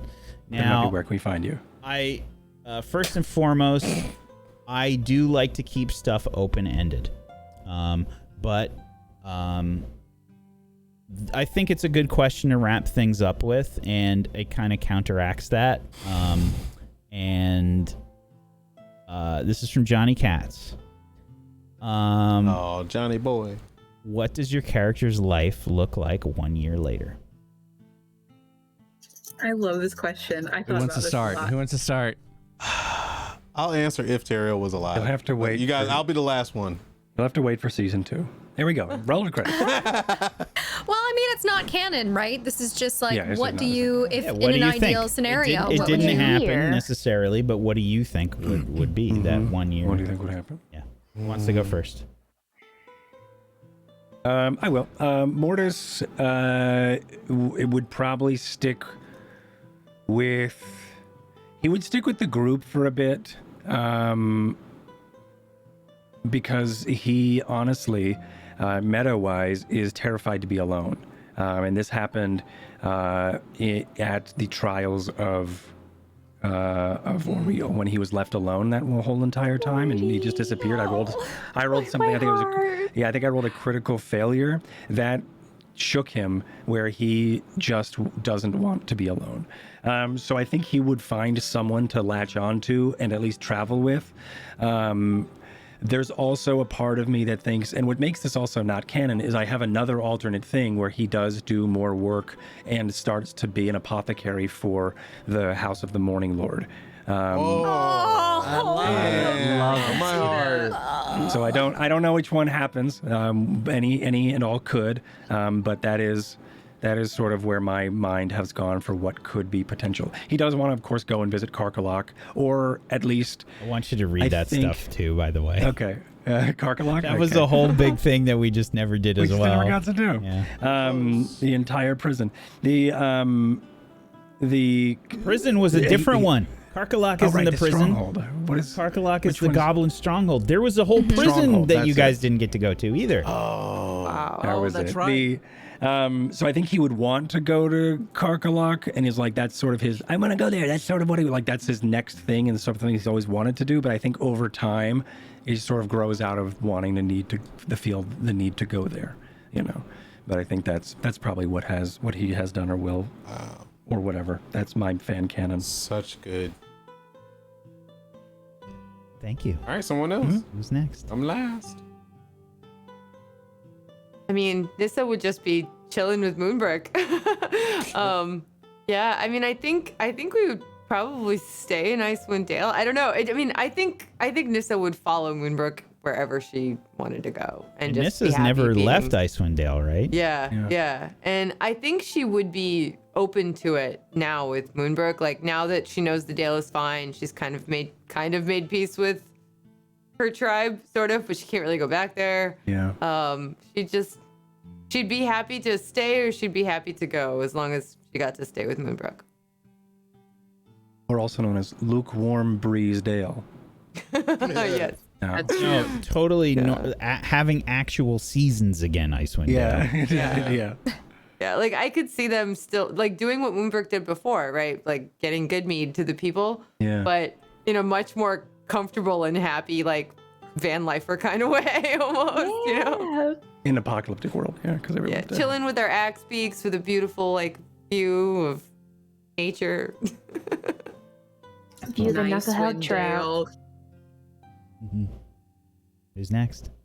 It's got to be Moonbrook. Oh, yeah, I was gonna say I'll just go. So what I think, there's options here, is that there was a conversation with Teriel about how moon elves and elves in general, we always have wanderlust, and that's literally what started Moonbrook on her journey anyways. Like, she had a passion for adventure, so she at the end of everything, she was just like, how about another adventure? Like, I thought that was like a fun thing, and she would try to go on an adventure with like Nissa, and guess who's coming with? Morty baby. Like, I feel like their friendship was definitely. Third wheel. Yep. Ladies. And Nissa Let me Nissa tolerates Morty, but she kind of loves him too, because he's annoying, but he's also Every time they slept and he was like in between, it was like, excuse me, I'm Some here. days it'll happen. Just give it some time, Mortis. It's like, Osmosis. it's like, you know, when you get a pet, when a couple gets a pet and one of the people in the couple is like, I don't want a dog, or I don't want a cat, I don't want this pet, and then the pet and the person become best friends. Oh God! Why did you have to ruin it? Ruined it. I think I spiced it up a bit. I'm uninstalling Zoom right now. Oh my gosh. I feel like it would be Nissa, Morty, and she would invite everybody, of course, but like, I feel like those three end up together. I'm not saying like a poly thing. Yeah. I'm just saying they all end up together. He's like the brother that lives in the fucking shed, and he's in a man cave or something. So that's the adventure side, but also, I think Mortis thinks he's in a throuple. They love me. I also Hey, my thought, ladies. maybe Moonbrook would stay in Icewind Dale because she had she stayed in Icewind Dale before because she had this like intense skill, and she just wanted to be isolated and frigid, and it was great. But she has a purpose for life, so she kind of wants to make it Icewind Dale, and which is a real change in character, and maybe she's going to be a speaker now and restart up Good Mead, and maybe she found a recipe or something, like a hidden recipe, or something like that. Becoming a speaker would be really cool. Yeah, that would be cool. So a politician, Moonbrook. Either way, the gang is still like, she would keep in touch with everybody. Okay, who's next? Don't all go at once. I'll go. So this is over the next year. But okay, he would have spent time doing plant growth and trying to help farmers get both growing crops for them to live on every day, and as many slots as he could. Fulfilling promises. And then he would be doing the 8-hour plant growth often. And I think over the next year, especially as spring came and summer, he's very mobile, right? So I think he would have been doing whatever he could to, ferry equipment to towns, turn into a big eagle so they could strap stuff onto him, and he'd fly to towns to try and help rebuild these towns one at a time. He would be spending his time trying his best to get Icewind Dale and the 10 towns back to 10 towns. And I think at least for a year, that's all he'd be doing. That would be his main focus. Yeah, I love that. It's an interesting turn for Ray. Yeah, definitely. Yeah, really just becoming the man of and debt. Identifying. Yeah, and like fulfilling his debts, because he's created a bunch, but also celebrating his new life and trying to bring more new life to everybody. Like Icewind Dale has given the women he impregnated. Exactly. Yep. Exactly. Oh! Wait! And now it's canon. Wax said it. Wait. Okay, Support. Okay, he would. I think after a couple months though, he would take time and he would use that spin spell, and he would try and find a place for what was the Dryad's? I always forget her name. The Dryad's name. Hathawin? Hathawin. And Hathawin. Would have found a new home, something that definitely playing that character would wait. Now. Yeah, totally. Yeah, in my mind, it was Hannah Hathaway this whole time. he would have flown around, and he would have waited until nature essentially spoke to him, because he knew it would. He would find that place that he knew would tie her very well to it, and then he would grow the thing, and then he'd bring her over. But other than that, then he would go back to the town, and he'd just keep visiting her and making sure she's okay. Sure, your little friend and your little lightning. That would have been great. Little shillelagh. We'll never forget that. He will never Ray summons cast this big anything. storm. No. He is not a stormbringer. He refuses to do anything with that. Awesome. Oh wait, what happened? Yeah, you did Stormbreak. Oh, and you got to roll a 1 or something. What happened? He rolled terribly on everything. It was static. So funny. Oh gosh, we were like, "Fuck lightning!" It's like, I've been waiting to do this spell for so long. Everybody was so excited about it, and just. And he was like so mad too. I'm burning it. I'm burning everything. Everything's going on. Yeah, he was ready to good. murder, and then which I think was actually great after the fact. That it was so. He's still getting used to being a druid. I mean, he's just like he had that confidence to be like, I can do this cool shit. Oh, never mind. I still have a lot to learn. Yeah. Really well, cool. then Wax said that like a mile away, a massive lightning bolt just obliterates a rock. Yeah. And we'll never know. The power was there. He just didn't have any idea how to use it. So I love that. I love that too. But anyway, yeah, that's Ray. Who's next? Yeah, I guess Cheppy. I think Cheppy would probably stay in Icewind Dale, and I actually think she would be striving towards becoming an awakened in the faith of the Morning Lord.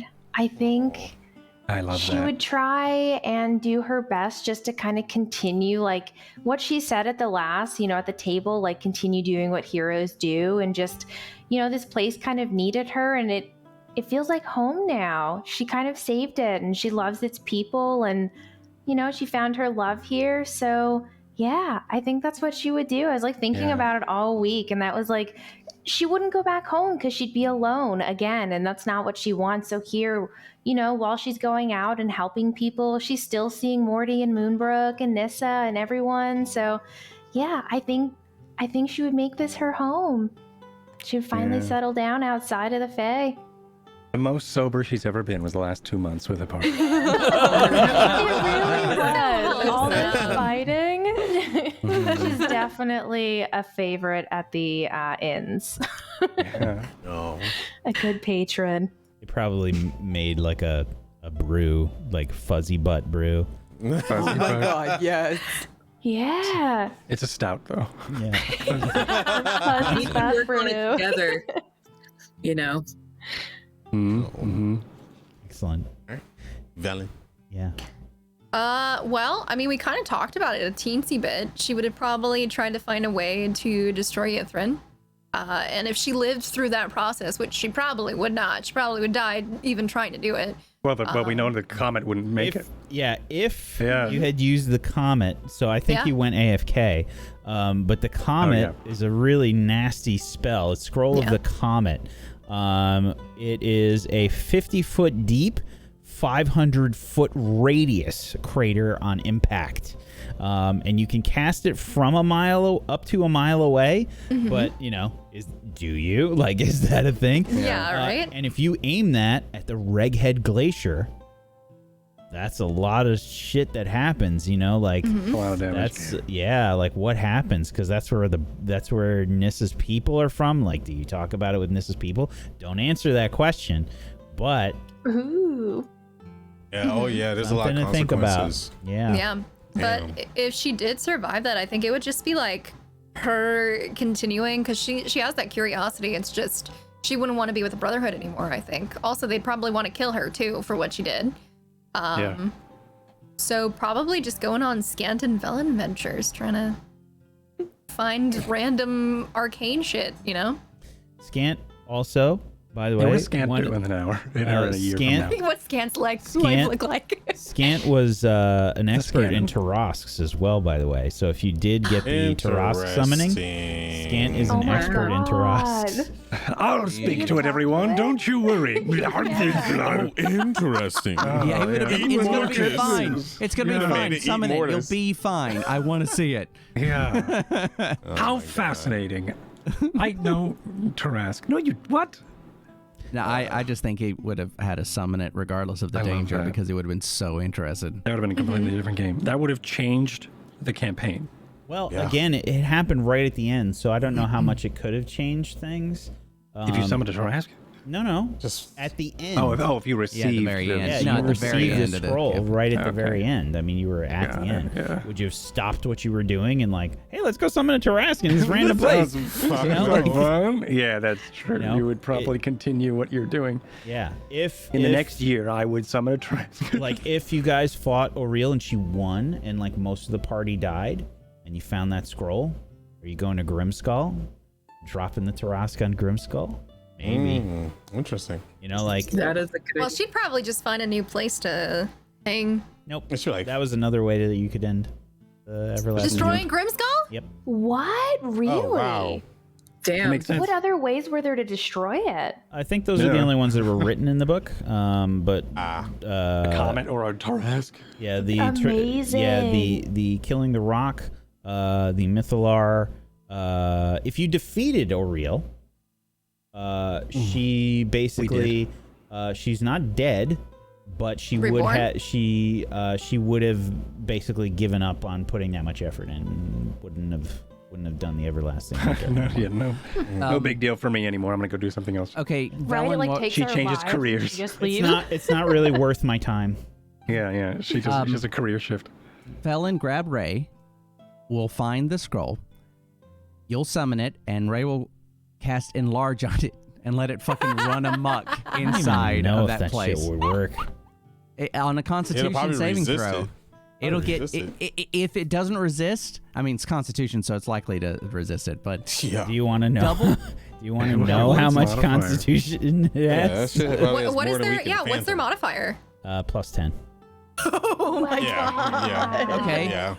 There's still a 20%. I mean, what if it rolled like a 1% chance. 1? Yeah. Well, yeah. that's just Ray's got 17 for a spell DC, spell save. So Gets advantage 17. on saving throws and against spells and other magical effects. It can happen. It has legendary resistance. But why wouldn't it want to be bigger? Yeah, why You know wouldn't what it I want to be mean? bigger? It would feel can't be itself getting bigger. bigger and be It like, has to "Oh, feed great." itself more. It's got to worry about a lot more shit. I mean, More It's stress. not smart enough. It's got not. -4 intelligence. It's not forever either. It's just It's for only a little minute. while. Yeah. But what you do is we'll do that, and then I'll turn into an eagle, and I'll just make it chase me through stuff and just annihilate. I don't even know what comes a size larger than gargantuan. Planetary? Celestial. This Yeah. doubles in size, so I don't know how Oh, it big doubles? it is. It doubles in size. What? That would be planetary. That's disgusting. Yeah. 2 mountains. Yeah, 2 mountains. Okay. If you Last but not least, Teriel. Yeah, Oh, if Teriel was still with us. Oh man, if he would have lived through that, and everyone else would have lived through it, I think there's the only way he can like live with himself. That would be funny. yeah. In a year I from now, think- he'd be sad. Everyone's dead. What if people did die? Is that Oh, God, What would have happened? Oh man, I think. Okay, I'll give you the bad and I'll give you the happy. So the Terry would have. First of all, he wouldn't have forgiven himself. He would have asked the morning. He would have been questioning the Morning Lord because he was like, "I've been his champion. I've done everything he's asked. I've asked repeatedly to save these people, and he's turned his back on me. I thought he was lawful." He would question that stuff. Then he would probably go to the shadow Lawful doesn't mean good, realm. Oh, I know he doesn't. and yeah, lawful 'cause he doesn't was- mean I get everything I want. Right. Because the Morning Lord was lawful neutral, not even good. I think he would have still questioned it though, because he's still a baby, essentially elf. And I think he would have went to the Shadow Realm looking for Cheppy and Leoric. Shadowfell, excuse me. Yeah, he would have went there looking for both of them, and just lost himself there, and just would have been an endless search, and would have been Right, because he okay did with hear that. about the Shadowfell. Yeah, he would have known. Yeah, he wanted to go there, and he knew. He was spoken to by the freaking goddess as the well. So he Balor would've- too. Yeah, He had a bunch of. He would have found her out. Yeah. And told her whatever she wanted. Love that. And would have turned his back on the Morning Lord. That would have been the bad route. If he would have survived, I think he would have taken Cheppy and finally given in to the idea of love, and would have went with her to Leoric and give him a great burial. He wouldn't have think that Leoric would want to come back. It's just too much stuff that's happened. He would tell stories to Leoric, revisit the grave constantly, and celebrate the life of him, and for him to actually be able to go visit another world, what he ultimately wanted in the beginning. I mean, from the start, even though it's a different way of doing it. And then he probably would have went on adventures to help people and spread, kind of make up for his past unselfishly by giving himself to the cause, and then coming back to Icewind Dale to check on everyone. I think that's would have been his route. Okay. Thank you, buddy. Yeah. That was our last question, folks. We're gonna go around the room, Boy. do our final Marty, shout outs and whatnot. my eyes are melting already. I don't. I'm gonna play. We have to do the Changeling's Lament after I everybody's knew done as you were- well. If you weren't gonna cry, we also have the song that'll make you cry. Yeah. Just fuck you Just to today. make sure. So we're gonna go around the room and do our final shout outs. I'll go first. It'll be super quick. Okay. If you've watched up to this point, you know who I am. Thank you for watching. There we go. No, that is my shout out. But what I do want to say is thank you, everybody. This has been really awesome. Thank you, everyone who's been playing. Thank you, Whack. This has been amazing. This is a really, really cool setting and campaign. And I was super honored, like I said last week, to start the show and to do this and to be a part of it and to have my character, both my characters in it. And it just really, I was super nervous starting the show. I was really super nervous playing with all of you. A lot of imposter syndrome would crop up, and it was really nerve-wracking at a lot of times. And you were all so great, and it let me be so comfortable for me to then be Mortis later and have the confidence to make him a silly character. There was a lot of jokes that I was worried that like I would say and stuff, and I was like, oh shit, was that too much? But you've all been so supportive in that. So just thank you for this really awesome experience. I've played a lot of D&D. I've not finished a lot of campaigns and adventures, and being able to explore all these characters with all of you and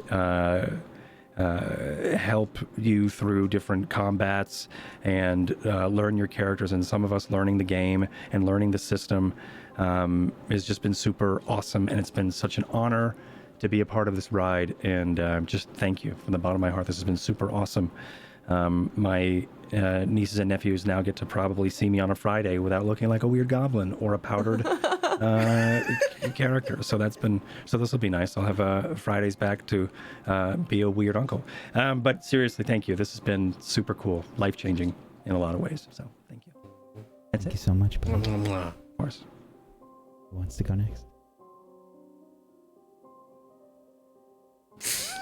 I'm not saying goodbye next. Fuck that. Sure, I'll go. Okay. Damn it. Of course you We're do. at the same exact time. Okay, I'll go. So I just want to say, we love all of you, and I'm already crying. So, I just want to thank all my friends for playing with me for the past 2 years, and I really appreciate it because over the past 2 years, even I've changed so much. It was a couple months after my life-changing surgery. As the world changed with COVID, so did I, and so did our characters, and where we're at as people. So I just really appreciate you guys going on this ride with us, and I'll miss you guys very much. That's it. Oh, love you, Tess. I mean, Wish. Keep calling you guys Tess and Wish. You guys are the same person to me. Twish. It's fine. Oh god, we need to do the thing again. I mean, it's just been an honor. It's been an honor, and it's been a joy, and I don't know what I'm gonna do on Fridays anymore. And it's just been so cool to me because I am new to this still, even though it's been going for so long. I feel like I can't say that anymore, but I do. I still feel like I think I'll forever feel like I have a lot of room to grow, but I really still do. And I just appreciate the massive inspiration that absolutely every single one of you guys on this show has provided me with every single time. And it's amazing. And I mean, the setting and like the setting of the scenery that WAC does is so immersive and cool, and it's just been an amazing ride. It's been an amazing ride, and I'm so happy with it. Like, I'm sad it's over, but I'm not sad it's over. I'm really gonna miss seeing everybody. I definitely hope that somehow we get a chance to come together again and like hang out in person or something someday. Thank you so But much. yeah, huge thank you to everyone. Thank you. Who's next? I'll go next. Buy my book. It's really good. Buy it. Firewall down. You finally did. That's it. That's a win. The long game. Character growth. Finally, his real personality comes out. Yes. It's so good. Seriously. The Charlatan Dragon is here. Just to add my own 2 bits or whatever.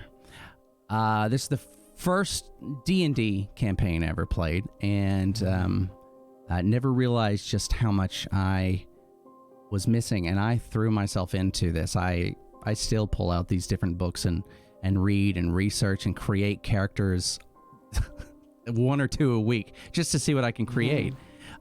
Just as, class coming. I love it. So I really appreciate the opportunity to feel a campaign. I mean, it's got to be rare to be able to, you're first to start and be able to finish it. That's got to be rare. So I'm very appreciative to be a part of this and be alongside everyone here. It's been wonderful. And WAC, thank you for everything. Thank you for everything. You're welcome, bud. Thank you for being here. Thank you so much. Who's next? I can go next. Yeah, it's really special to get to play in a campaign like this. It's not often you hear people who play in a campaign either get to finish a campaign or it fizzles out and people's schedules get intense.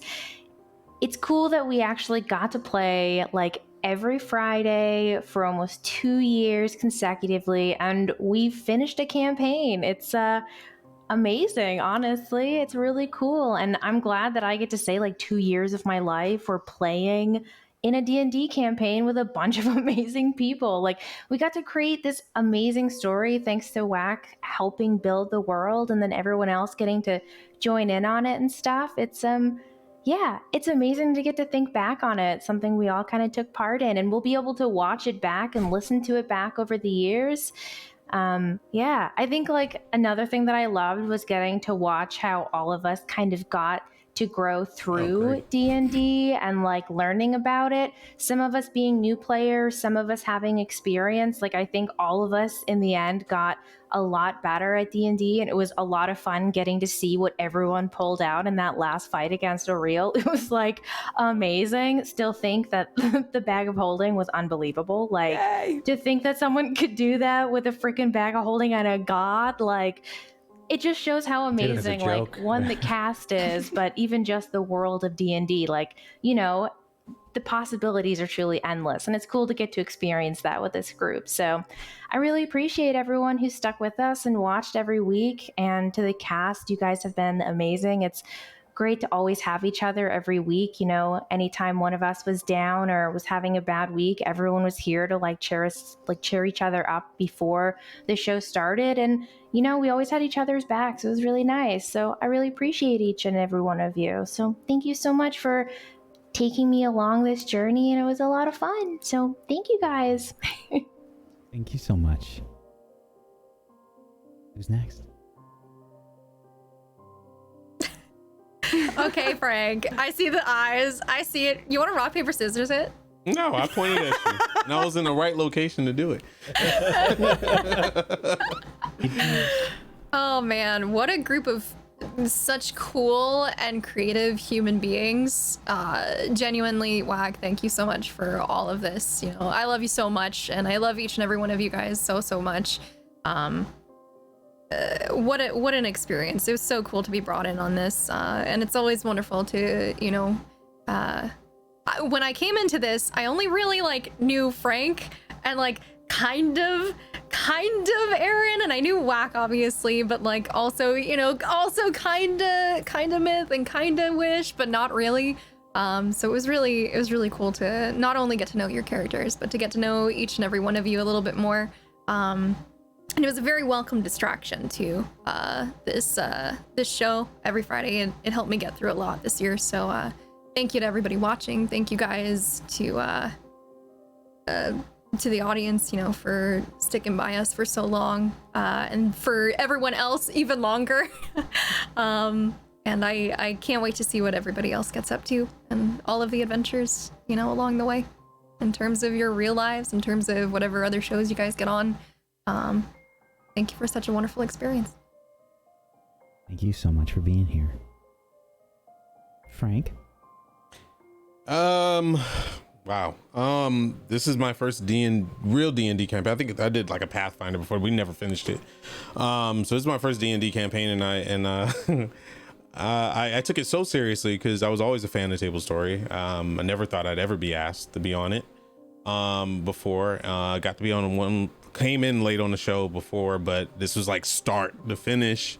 So it holds a very special place in my heart, and I made awesome friends along the way. I don't think I knew of you a good bit, Whack. I didn't know you, but I feel like we've known each other forever. And Aaron, like, honestly, like the relationship that Teriel and Ray had is like, it's a reflection. I know we say separate the character from the actor sometimes, but I grew a lot with Teriel, and I knew Wish before because we did some RP before, and Tess, we knew each other for like a long time, and Proxy, we've talked a couple times, but I mean, I've made lifelong friends, and I love each and every one of you. And Seeing everything that people went through these past couple of years was rough. But this show kept it together. And when I say Table Stories healing, I really mean it. So if any of you are thinking about your subs, Patreons, anything, please put it into this very humble experience that these wonderful GMs and DMs put on. They pour their love, heart, souls into this thing. And I wouldn't be kidding if I said that I treat this as if it's a job to me, because I love all of it so much. And showing up every day and trying to have a character go through layers, I grew as that character grew along. And it meant a lot to me to see you guys' comments. I check that Discord, like, I don't know, religiously. And Whack posts really lovely comments in there, and sometimes I find myself saying, wow, I didn't know I would affect someone like this. So these stories need to be told. They're healing not only for you but for us. Keep supporting Table Story, please. And I can't wait to see more stories being told. D&D holds a very special part in my heart because it saved me on a lot of occasions. Just listening to those stories got me through a lot of things that I didn't think I could be able to get through. So until next story be told, and another character maybe I'll get to show you my main character one day. And if that's the case, then I hope it's here on Table Story, because I'm very biased and I turn down a lot of people just because I love them. So anyway, love you all. Thank you so much for supporting all of us. Rime the Frostmaiden was fucking awesome. Whack, you're a boss, dude. You know how much I tell you all the time. I try to bribe you to do more, but I know he's a busy person. Do I need to tell the story or you? No, I'm just kidding. Anyway, offer him money to keep going, because I love his work. Anyway, biggest fan. Bye, guys. But not goodbye. Thank you so much, Frank. And all things come to an end, folks. It happens. I appreciate every single one of you, all the viewers, and thank you so much for watching the show. Thank you for making it happen. Much appreciated. Much love. Thank you so much to each and every one of my players. I appreciate you. Thank you so much, Aaron. Thank you, Myth. Thank you, Faye. Thank you, Tess. Thank you, Frank. Thank you, Proxy. Thank you, Wish, for being awesome role players. I appreciate you. Thank you. I am Wax Steven. I have been your DM of Doom. I've dragged the players kicking and screaming through this adventure, this campaign. Thank you so much for being here, everybody. I really loved this campaign. I was so impressed by so much of the writing that was done in it. I loved the flow of a lot of things. I liked the transitions between the chapters. I thought it was really good. There's so many cool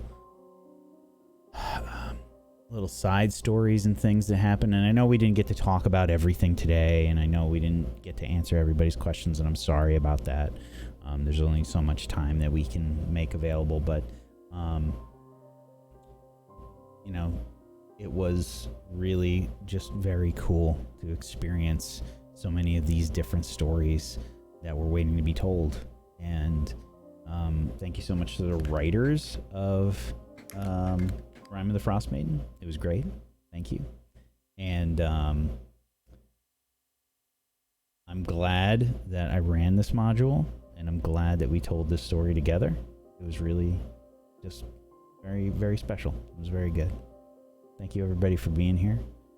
Make sure you're following all these wonderful people. You can head on over to tablestory.tv/rime, RIME, to go follow them in all the places. If you are somehow just joining us now at the Q&A session, you spoiled Good luck. on a lot of stuff. But if you want to go back and watch it, you've figured out a way to get all of the information in 3 hours rather than 2 congratulations, you did the TLDR. You've speed run the entire speed run. Yeah, you did the TLDR. Go either listen or watch the story that we told together. It was a good one. There's podcast versions available of the show in all the places. But make sure you're following all these wonderful people, and go give them some sub love if you haven't done so. Make sure you're following us here on Table Story on Twitch, YouTube, and at A Table Story on Twitter. And come join our Discord. Come hang out. We've got more stories to tell. Tablestory.tv/Discord. We've got a lot of shows going on right now. I just started a new show called 100 Club that Faye and Frank are on. And it's good fun. It's good fun. It's a very anime, space sci fantasy type show. Very different than this one, but I think it's good fun. You could come check it out. There will definitely be more D&D from me in the future, more shows to come. So make sure you keep an eye out on Table Story. We've got a lot more stories to tell. Thank you everybody for joining us at our table. Peace out and have a wonderful rest of your weekend. Bye-bye, everybody.